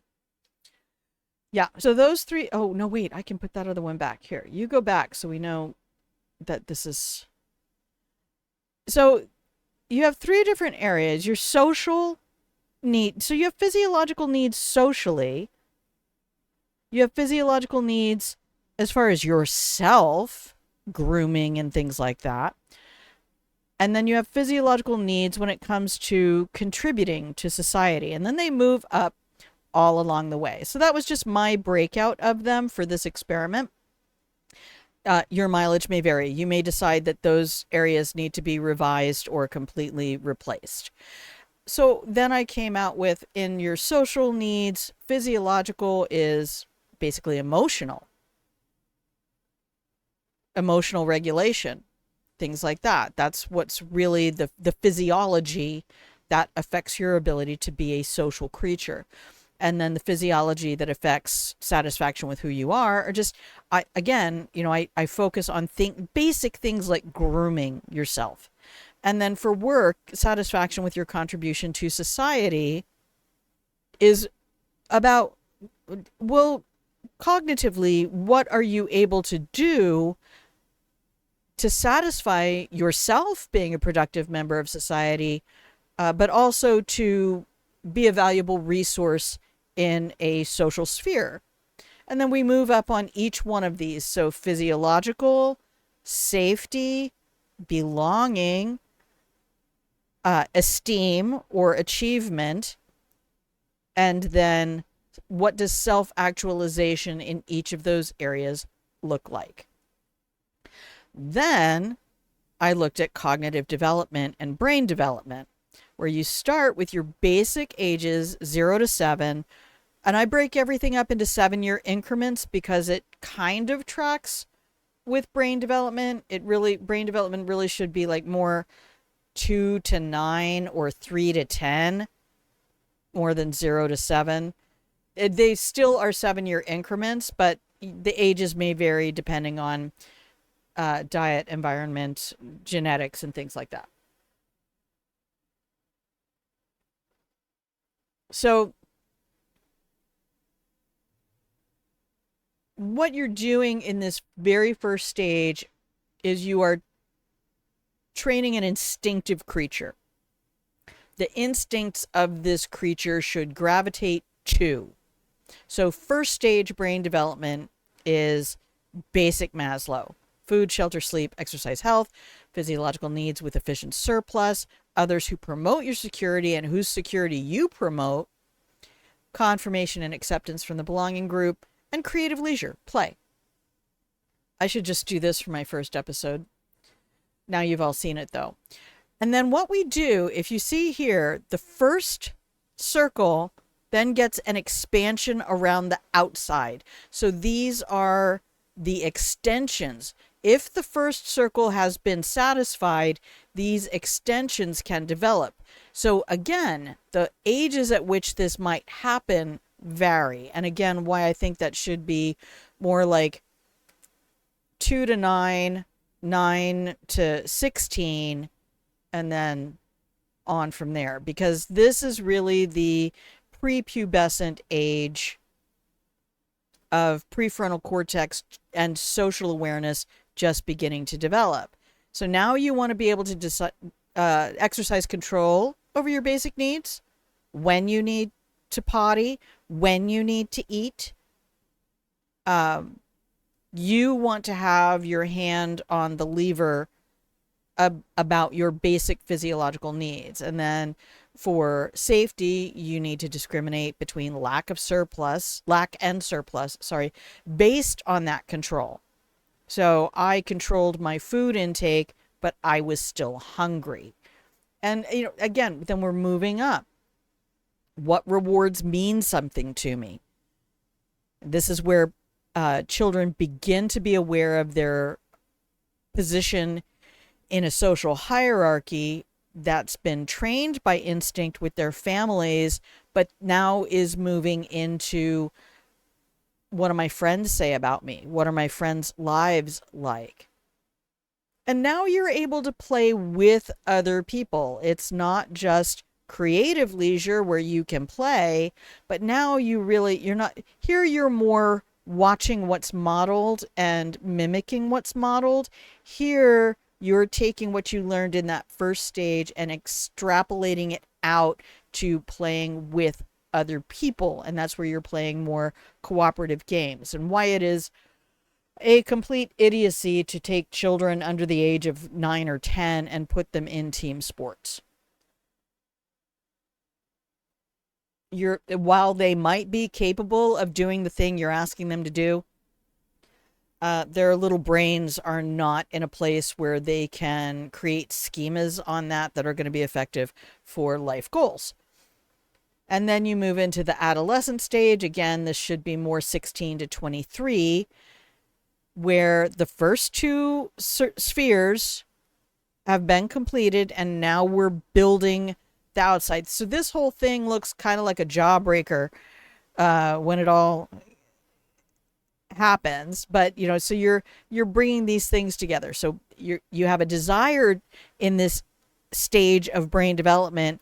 Now you're into full puberty. Now you want to do things for yourself.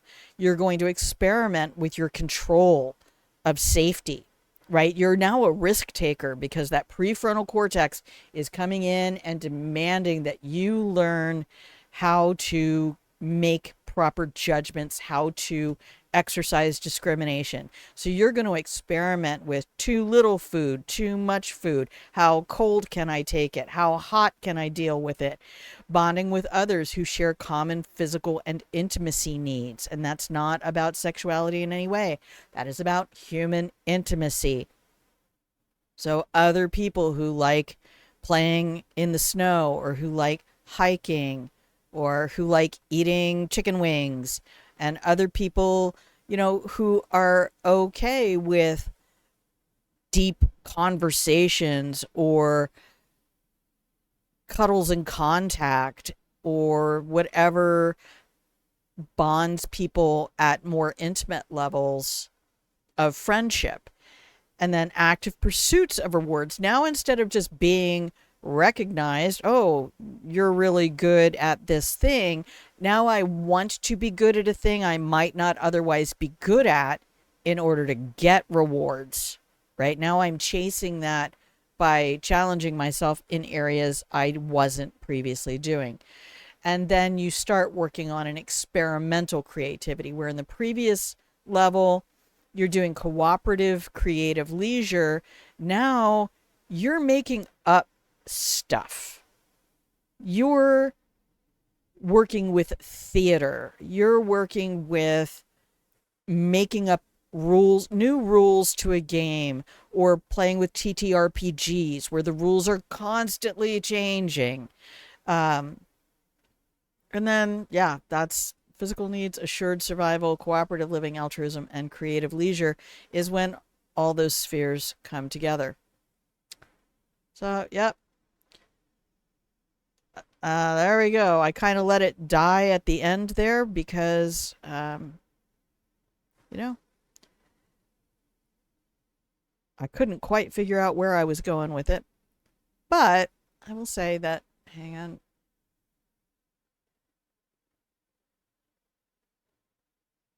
Was there another? No, I didn't have the planet of the mind in there. I don't think I did. No, that's on the other computer. Okay. Chaotic Jinxie! We be learning shit. I don't know. I don't know. I mean, I am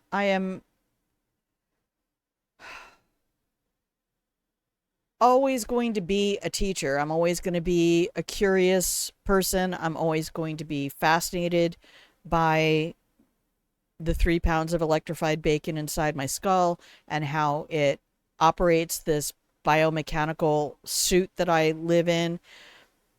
I'm fascinated by us. But I was showing that to Opal because Opal works with children. And like I said, Opal, if I could go back and change the whole thing right now, I would change those age ranges to pretty much say from 0 to 2 to 3. It's all about mass. Brain mass is what's happening. So there's not really a lot of input. Even in the instinctive stuff, we're still working on getting things like eyes, ears, hands, all that stuff. So by the time a child is up and walking and beginning language, that's when stage 1 starts. And then that age to pre-puberty, which is usually that beginning of social awareness and social status amongst a peer group, 9 to 10-ish. And why it's really squishy brackets, but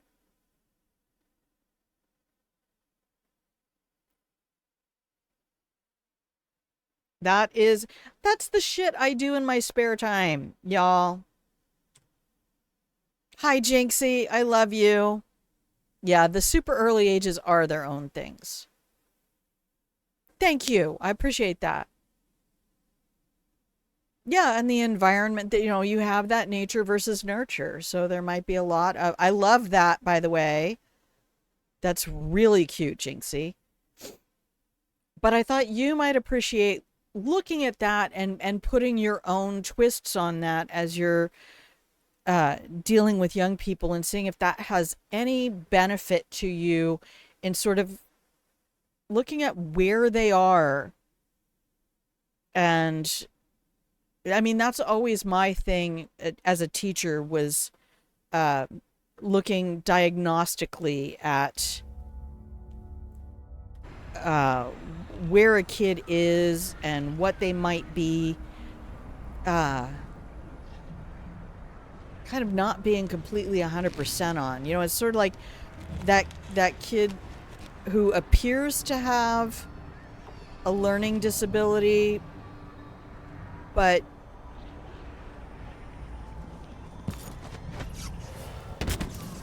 we're going to do this a lot today.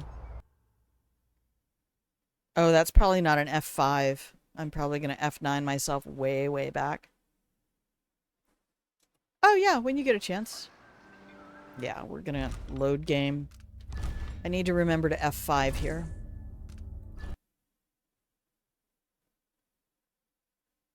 Yeah. I need to actually sit down and make my F5 and FO emote, because I do really kind of want that.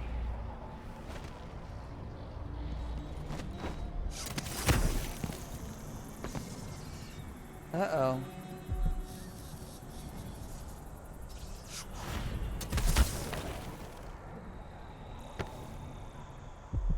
Hello?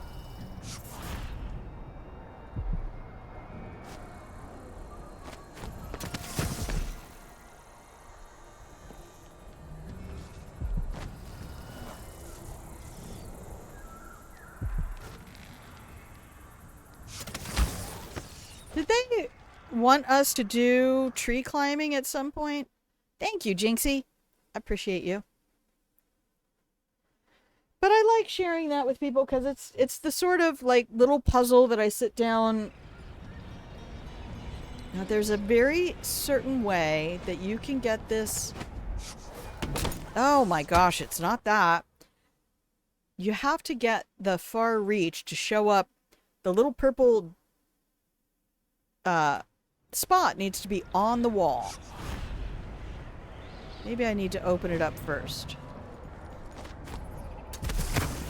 Oh, that was so close. That was so close.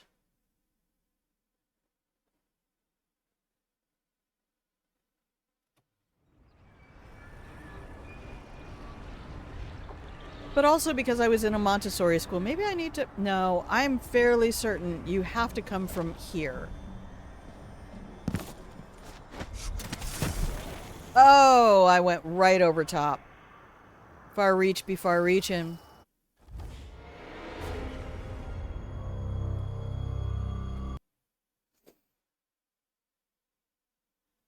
Yeah, how's your streams with Gamma going?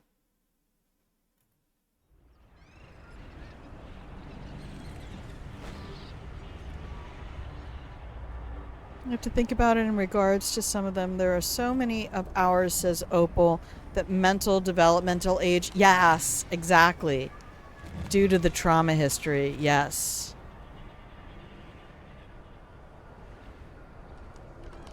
And there will be a natural juvenilization from trauma, but then in many cases there's also a natural... there's this rubber banding thing that happens where some aspects of a personality become over juvenilized, and then some aspects of a personality become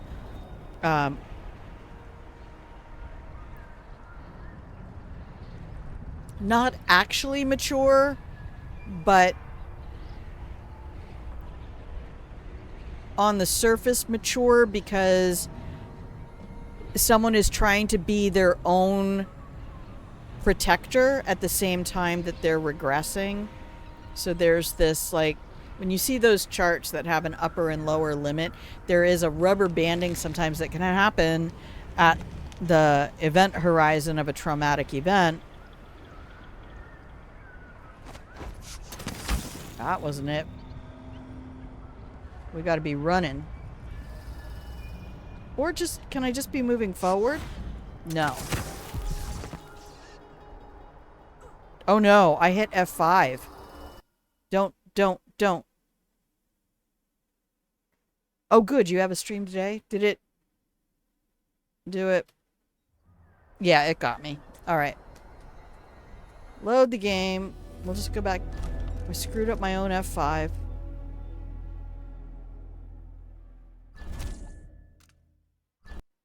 We'll make a new one. And the skills that they learn to survive puts them certain areas ahead of their peers. We're talking the same language, Opal. I will tell you again, if you ever get the chance to read Lenore Tur, just put my cursor in the box. Dang it.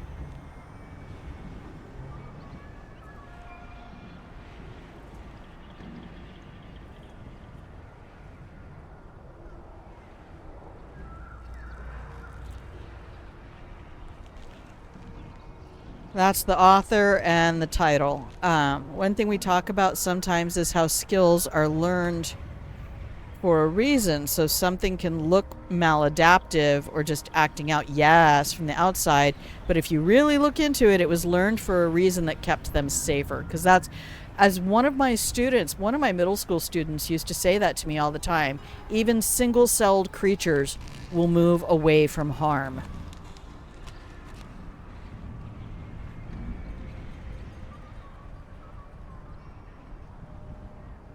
Like at some point there was some benefit to whatever it was to getting their needs met, keeping themselves or those they cared about safe. And sometimes that's just about exerting, and I see this in grown-ass adults every day. Sometimes people are just exerting control in their environment because they don't currently have agency. Okay, F5.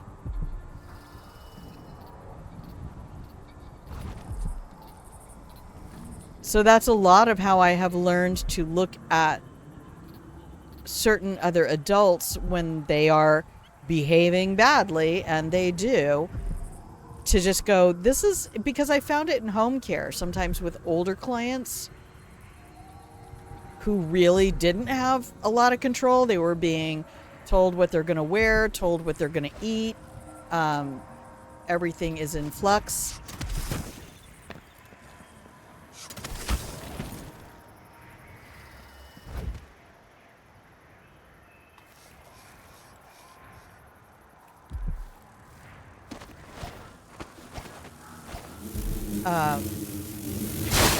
And while a lot of people might think that that would be very comforting, it's like, oh, well, that's less for them that they have to think about.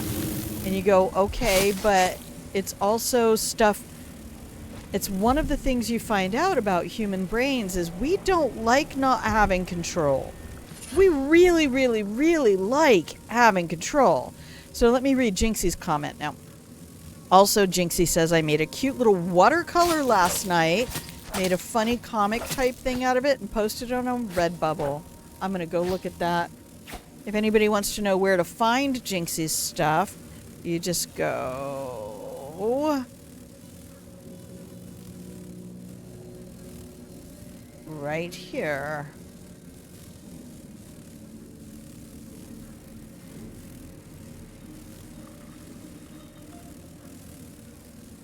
But I appreciate having a community with people in it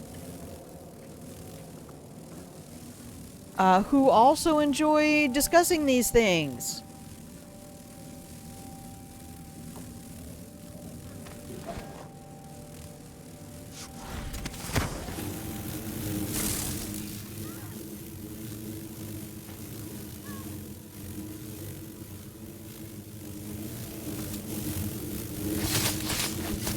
I love that I've turned the voices off, so now you can't hear Emily doing all of her meow, meow.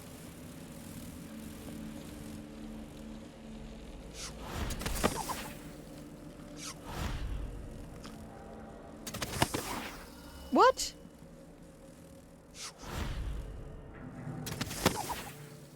Oh my gosh, it won't give me the thing, y'all. Let me refill my stuff real quick.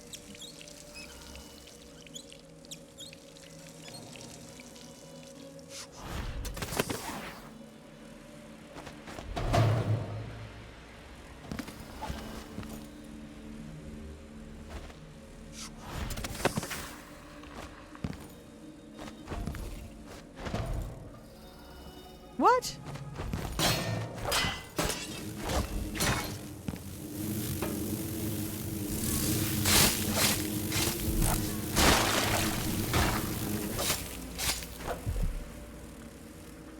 I'm just going to move this over there and stand up here, and it won't give it to me. Why not?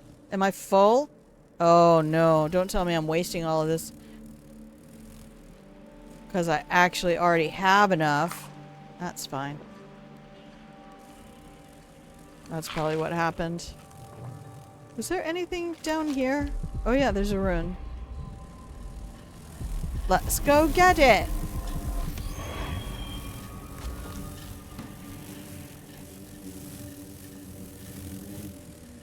Loot these people.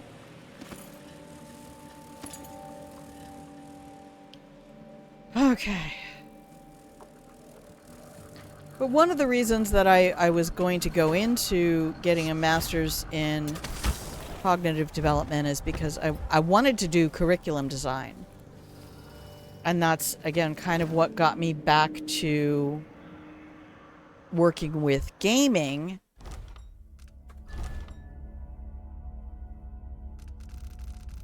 Is because I realized that game developers were doing a better job of keeping people engaged with unfamiliar material that challenged them and was also helping to build their brains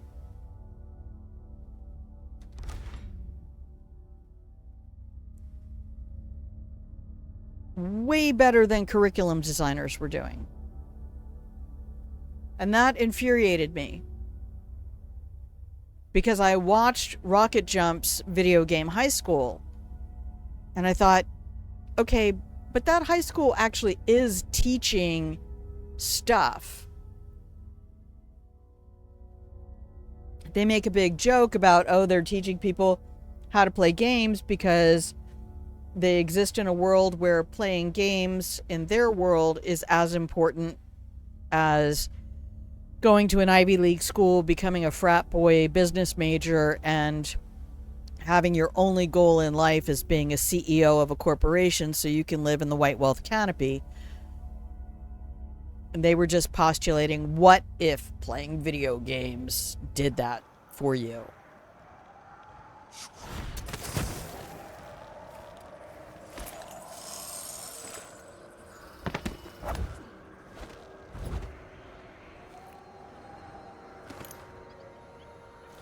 What if esports was the thing that gave you fame and fortune and everything you could ever want out of this world? Hey, guess who's not got her pinky finger on control instead of shift this time? Crikey.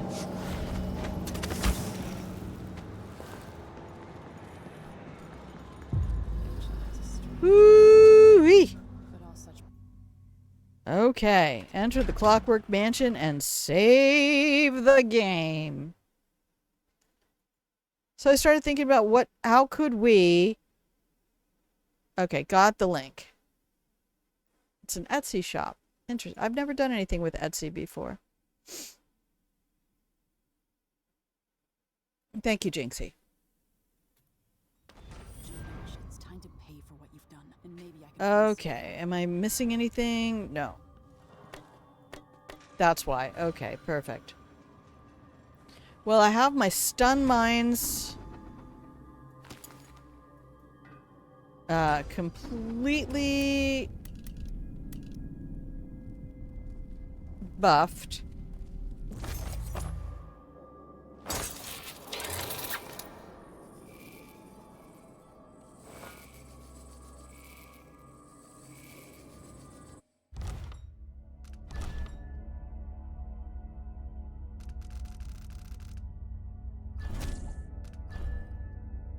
So I should be able to do this in short order. The thing that I've never been able to do is tag Jindosh just as he gets to the wrong end of the hallway. I've watched a lot of speedrunners so fast, they get all the way around to the far end of the hallway in his lab.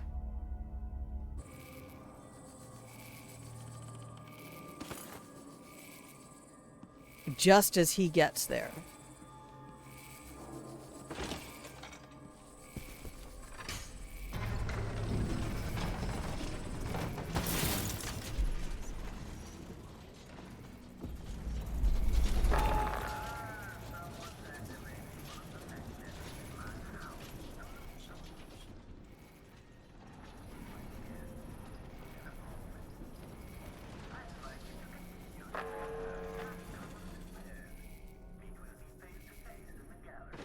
Did Clocky McClockerson not show up?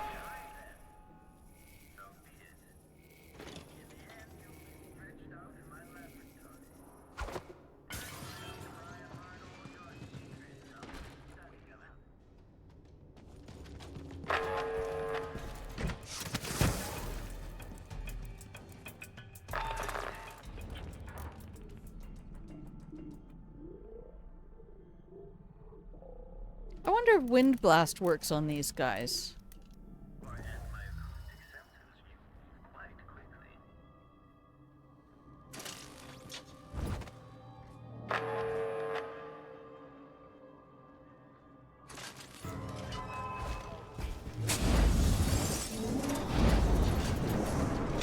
It does not.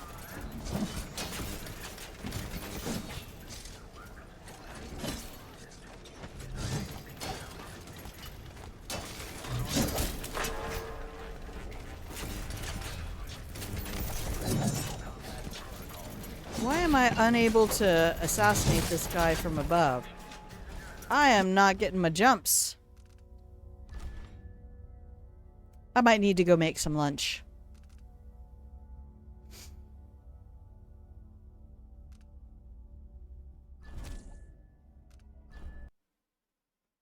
I was up at like 4 this morning.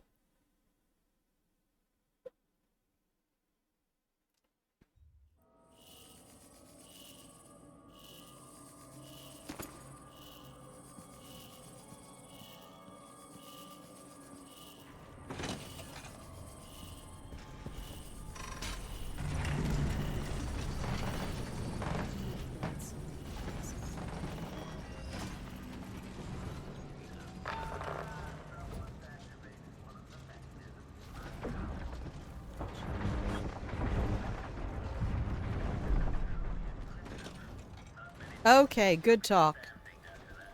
Thank you for coming to my TED Talk.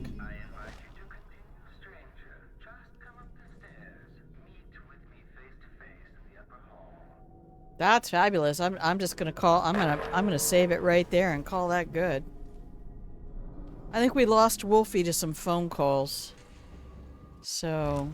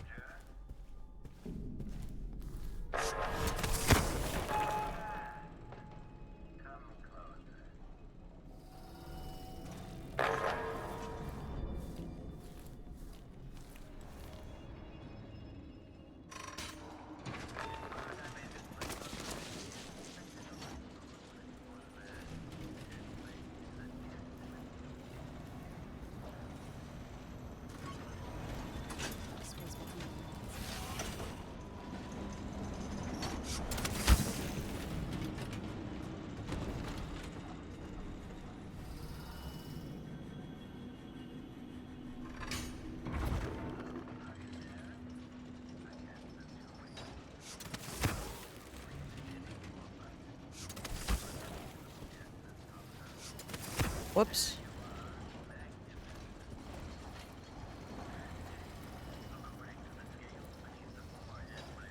Let's go ahead and replace my stun mine. We'll go to the store here real quick. Can I carry any more? I know I have some extra spring razors.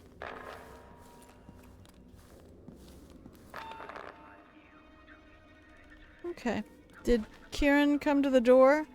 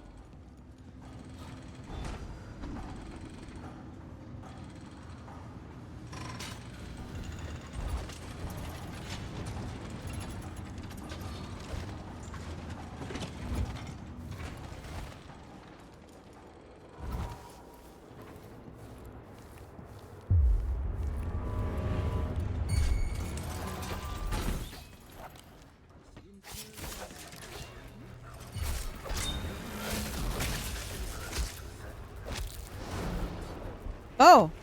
Did I cut his dick off? That was unnecessary violence.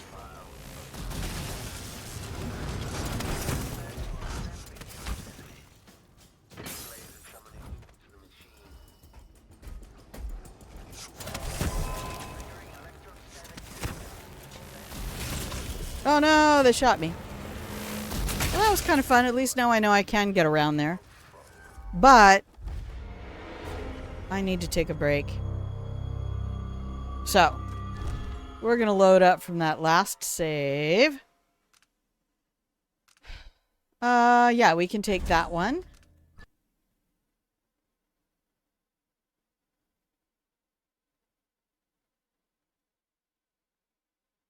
And then I need to get to... Okay, let's come over here. I'll come up here. I'm going to say thank you for hanging out with me in the Pillow and Blanket Fort today. And thank you, Opal and Jinxie and anybody else who was hanging out. Opal, I want to read your comment one more time, just completely through. I was taking it in little bits and chunks. Oh, you said, like, one thing we talk about sometimes is how skills are learned for a reason. So something can look maladaptive or just acting out from the outside. But if you really look into it, it was learned for a reason that kept them safer. Like at some point, there was some benefit to whatever it was to getting their needs met, keeping themselves or those they cared about safe. And I think that's where Maslow was right.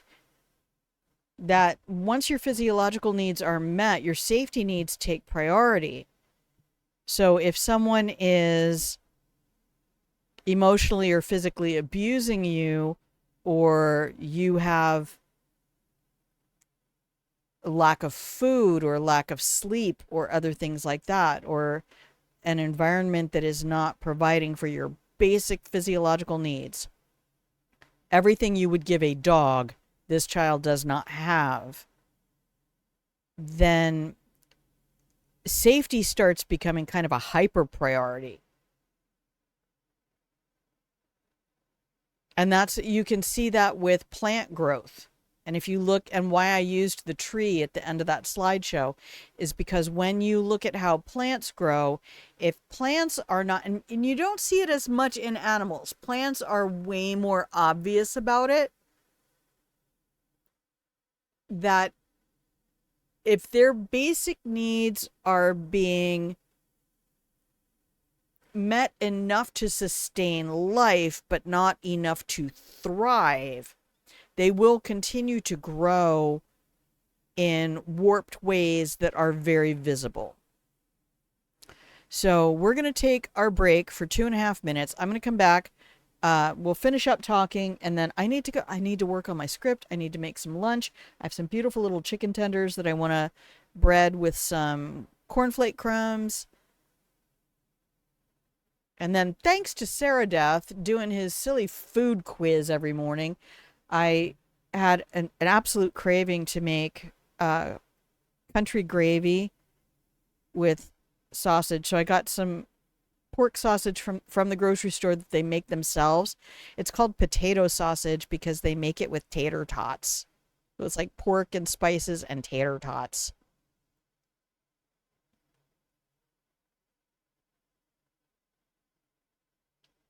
So I have way too many things that I want to make that I shouldn't be eating all of that. But I mean, it's the kind of food, Jinxie, that I'm like, okay, I can't have dairy, but this is a McCormick country gravy, just plain country gravy mix. So I'm sure it has like milk solids in it or something. But it didn't cause me a huge amount of distress. And the sausage that the store the pork sausage that the store makes does not cause me nearly the distress that a factory prepared type of thing would. So I'm lucky in some regards. Okay. I am going to take that break. I'm going to hit these buttons and we will BRB for about another maybe 20 minutes and then we'll call it a day. Okay? All right. Go refill your hydration vessel of choice. Stand up. Don't be sitting down all day. And I'll see you in 2.5 minutes. BRB.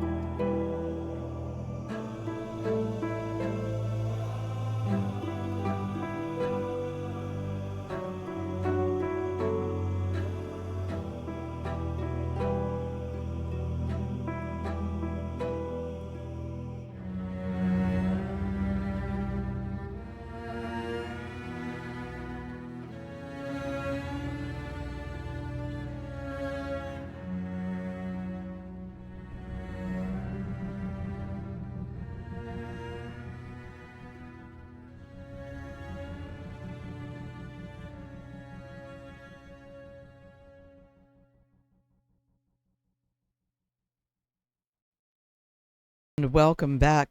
Welcome back from the break, everybody. If you can hear the sound of my voice, you are watching Grandma Plays a Game. Thank you, everyone, for hanging out in the pillow and blanket for today. Hey, Opal, are you still here? Can you see me? Can you hear me? I have a favor to ask.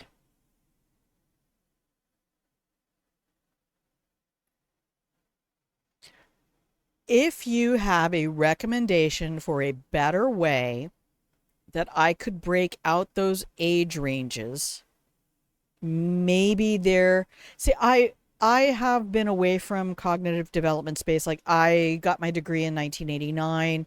I taught from 2000 to 2011. I've been out of that education space for a minute. It might be 15 years. So, based on what you know as someone who specializes in working with young brains, if you have recommendations for how I could break out those age ranges better, and maybe it's by, like what I was saying, once a child is walking and beginning to develop a desire to speak, to communicate, that's when we can start that first stage. And then in that pre-puberty, when they're starting to demand a little bit more autonomy, identifying with their peer group, that's when we start that second stage. And then the third stage really starts at that puberty pre-adult. And I'm not sure how that is best defined. And of course, anyone else in the community who has recommendations, if that's something that you've worked with or that you have studied in any way, please feel free. Or you could actually say to me, you know what? I think that might be an overambitious goal to create categories like that as guidelines, because it can vary so wildly. Also valid, because I haven't shown that to that many people.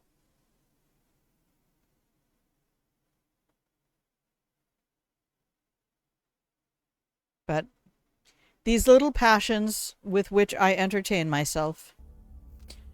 Okay, let's see what we can do here. I might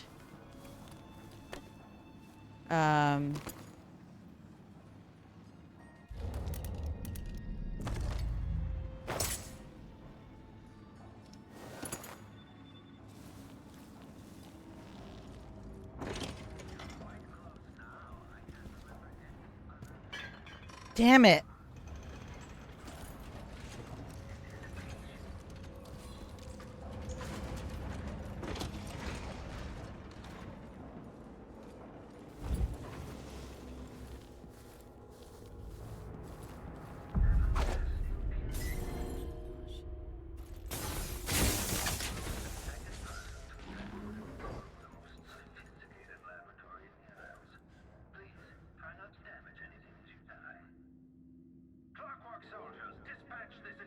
Nope, he's still alive. It didn't get him.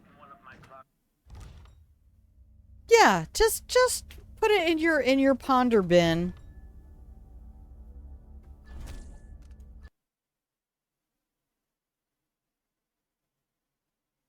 Yeah, I think starting the first one later definitely helps, but I also know that there are distinct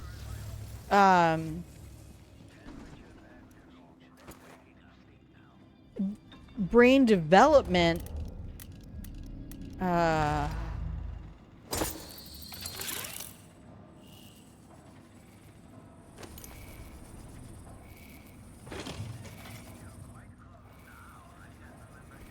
like you have an actual brain that is growing and You know, mass happens first, and then prefrontal cortex development is really about the density.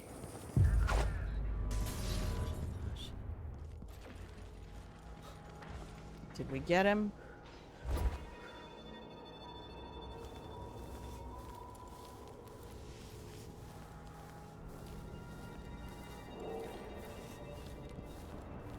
No, he's still wiggling. Okay, so we could take him out with the spring razor. I just have to set it up correctly. That part of it depends on your audience. It's easier to put general ages on normative neurotypical, not traumatized kids. Yes, and you work with literally no one in that category. Well, and I think probably the better goal to aim for is creating understanding around neurodivergent traumatized kids, because those are the suffering creatures, right? Those are the kids. I remember how amazed I was when I worked at the Earth Sanctuary and I saw this maple tree that had been hit by lightning, and how it had all of these like suckers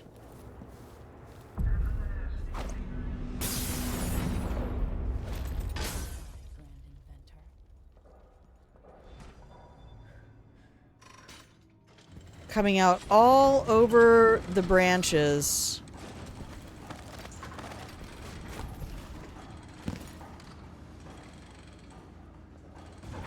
Oh.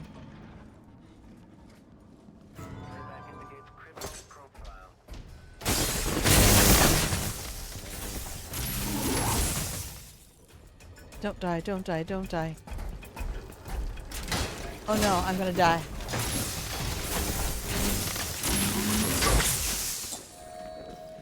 Not dead yet. Suboptimal. The areas of development still tend to go in generally... Yeah.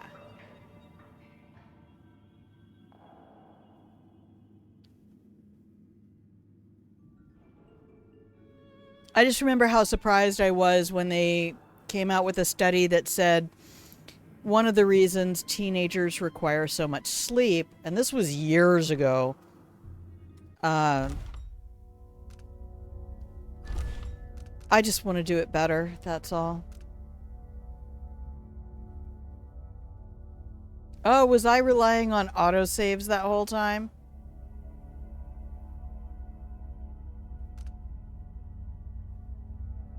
Dang. Alright.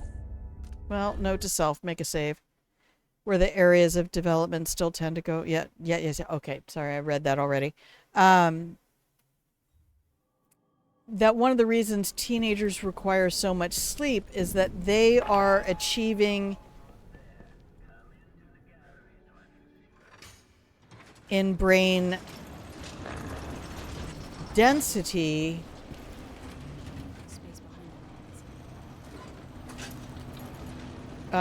what oh no, we activated the soldier.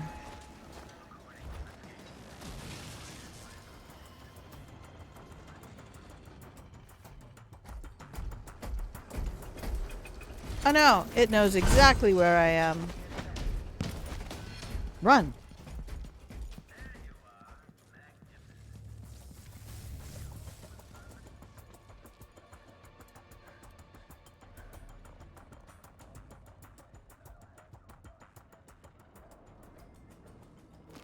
I don't know what we're doing. We're making it up as we go, because that's what's fun.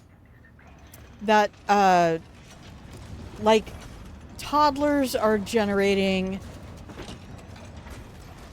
brain mass, and teenagers through that prepubescent to puberty stage are generating as much density as toddlers generate mass.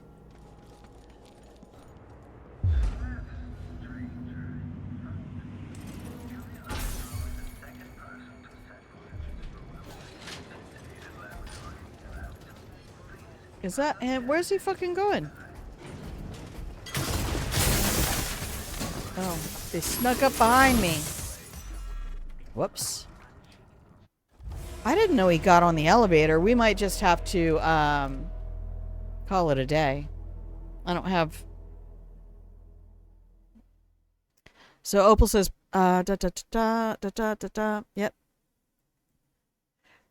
So when you look, when you look at what the prefrontal cortex development does as far as creating neuronal pathways and synaptic development and cross-hemisphere development, I mean, a lot of that does happen in the early years as far as, you know, they say that babies who don't crawl for long enough tend to have fewer cross-hemisphere connections because they're not using that body bilaterally enough times to reinforce those connections. But to realize that there really is a lot to prefrontal cortex. And that's what, to me, as I'm looking at gaming, is really important, because we're one of the only animals who can put a piece on a board and say, that's me. Let's pretend that's me. I am this pawn in this game of chess, or I am this character in this tabletop roleplay game. And this is the mini that represents me, or however that goes. But using an external game scenario to represent real people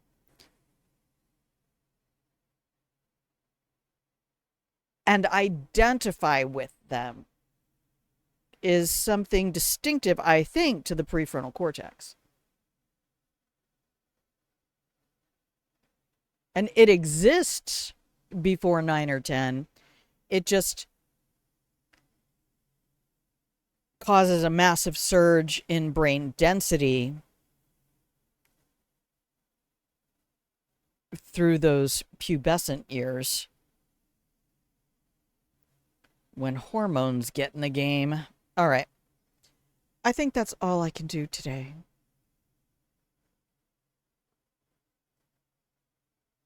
It's almost 3 hours, which is usually kind of my cutoff point. Just like, okay, stop. Go. I think I need to go for a walk or something and just get out in the fresh air for a minute.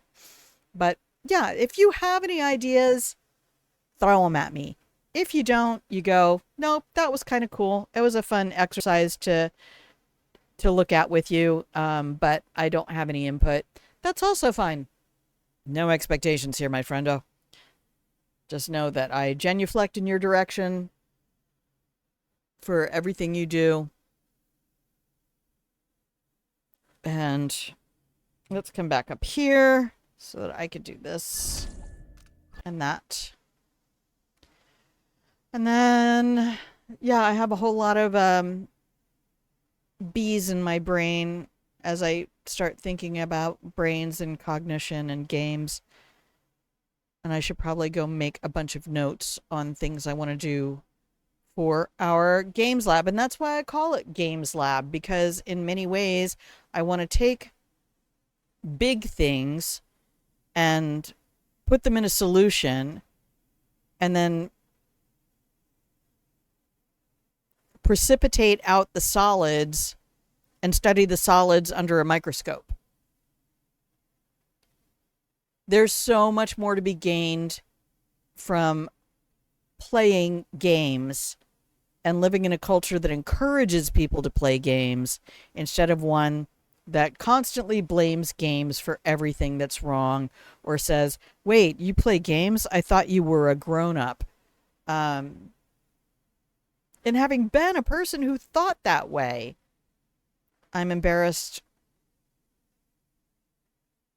that I spent as long as I did in that space, but I'm also grateful every day that I came out of it. So,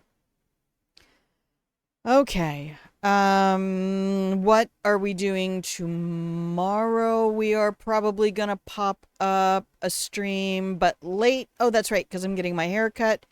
Because I tried to, that was another reason I had to delay the video. I kept trying to put myself on camera, and I'm like, I hate everything about how I look right now. I just, nothing is okay.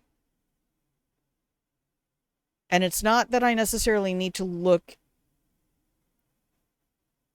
like I belong on TV or something, but I mean, I see plenty of people making video essays who are just like, this is me. This is how I look. Off we go. That's not the important thing. The important thing is what I have to say. And I go back to, Dr. Ruth Westheimer, and like, lots of people had things to say about how that woman looked, and she was still trying to teach you how to have a better sexual intimacy in your partnered intimacy. So, and in your intimate self-care. But, yeah, we'll come on tomorrow. It'll be late, probably like 10 or 10:30.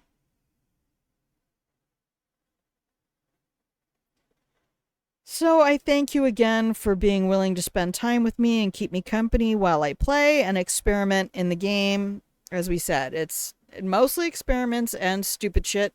So if you expected something else, you need to learn to read the title, because I try to let you know what we're doing. And if you have been listening to the sound of my voice, you have been watching Grandma Plays a Game. Thank you again for being here. Please feel free to stop by anytime I'm live. And if you missed the live stream and go, I wonder what they got into today, I put all of my VODs up on the YouTube. You can also scroll down beneath the stream and check out the panel for the Patreon. We're working on Grandma's Games Lab, where we are going to do experiments with brains and games and history. I'm excited and terrified all at the same time. But let me get a screen for you and screen. There it is. Give you some pretty music and say, I hope you have a wonderful rest of your morning, afternoon, evening, middle of the night, wherever you are in the world. I hope that you take good care of yourself and that you take a moment out of your day sometime before you go to bed tonight to do something deliberately kind for you. Okay? An act of deliberate kindness. And Jinxie, you said you guys are going to be on later. I will try to make sure I have you popped up. And like I said, though, I was up at 4 this morning, so I will probably be in bed by 7, which is going to make it challenging to work from 12 to 6 on Saturday. But so, yes, that Saturday is going to be Nostrum. Monday will be Nostrum. Sunday will be iffy. So we might have a bit of a couple of days of nothing. But Elaine, I hope you got all your chores done. Wolfie, I hope you're talking to Moomin and your dad. And I will see you all when I see you. Until then, please remember that I love you. Bye.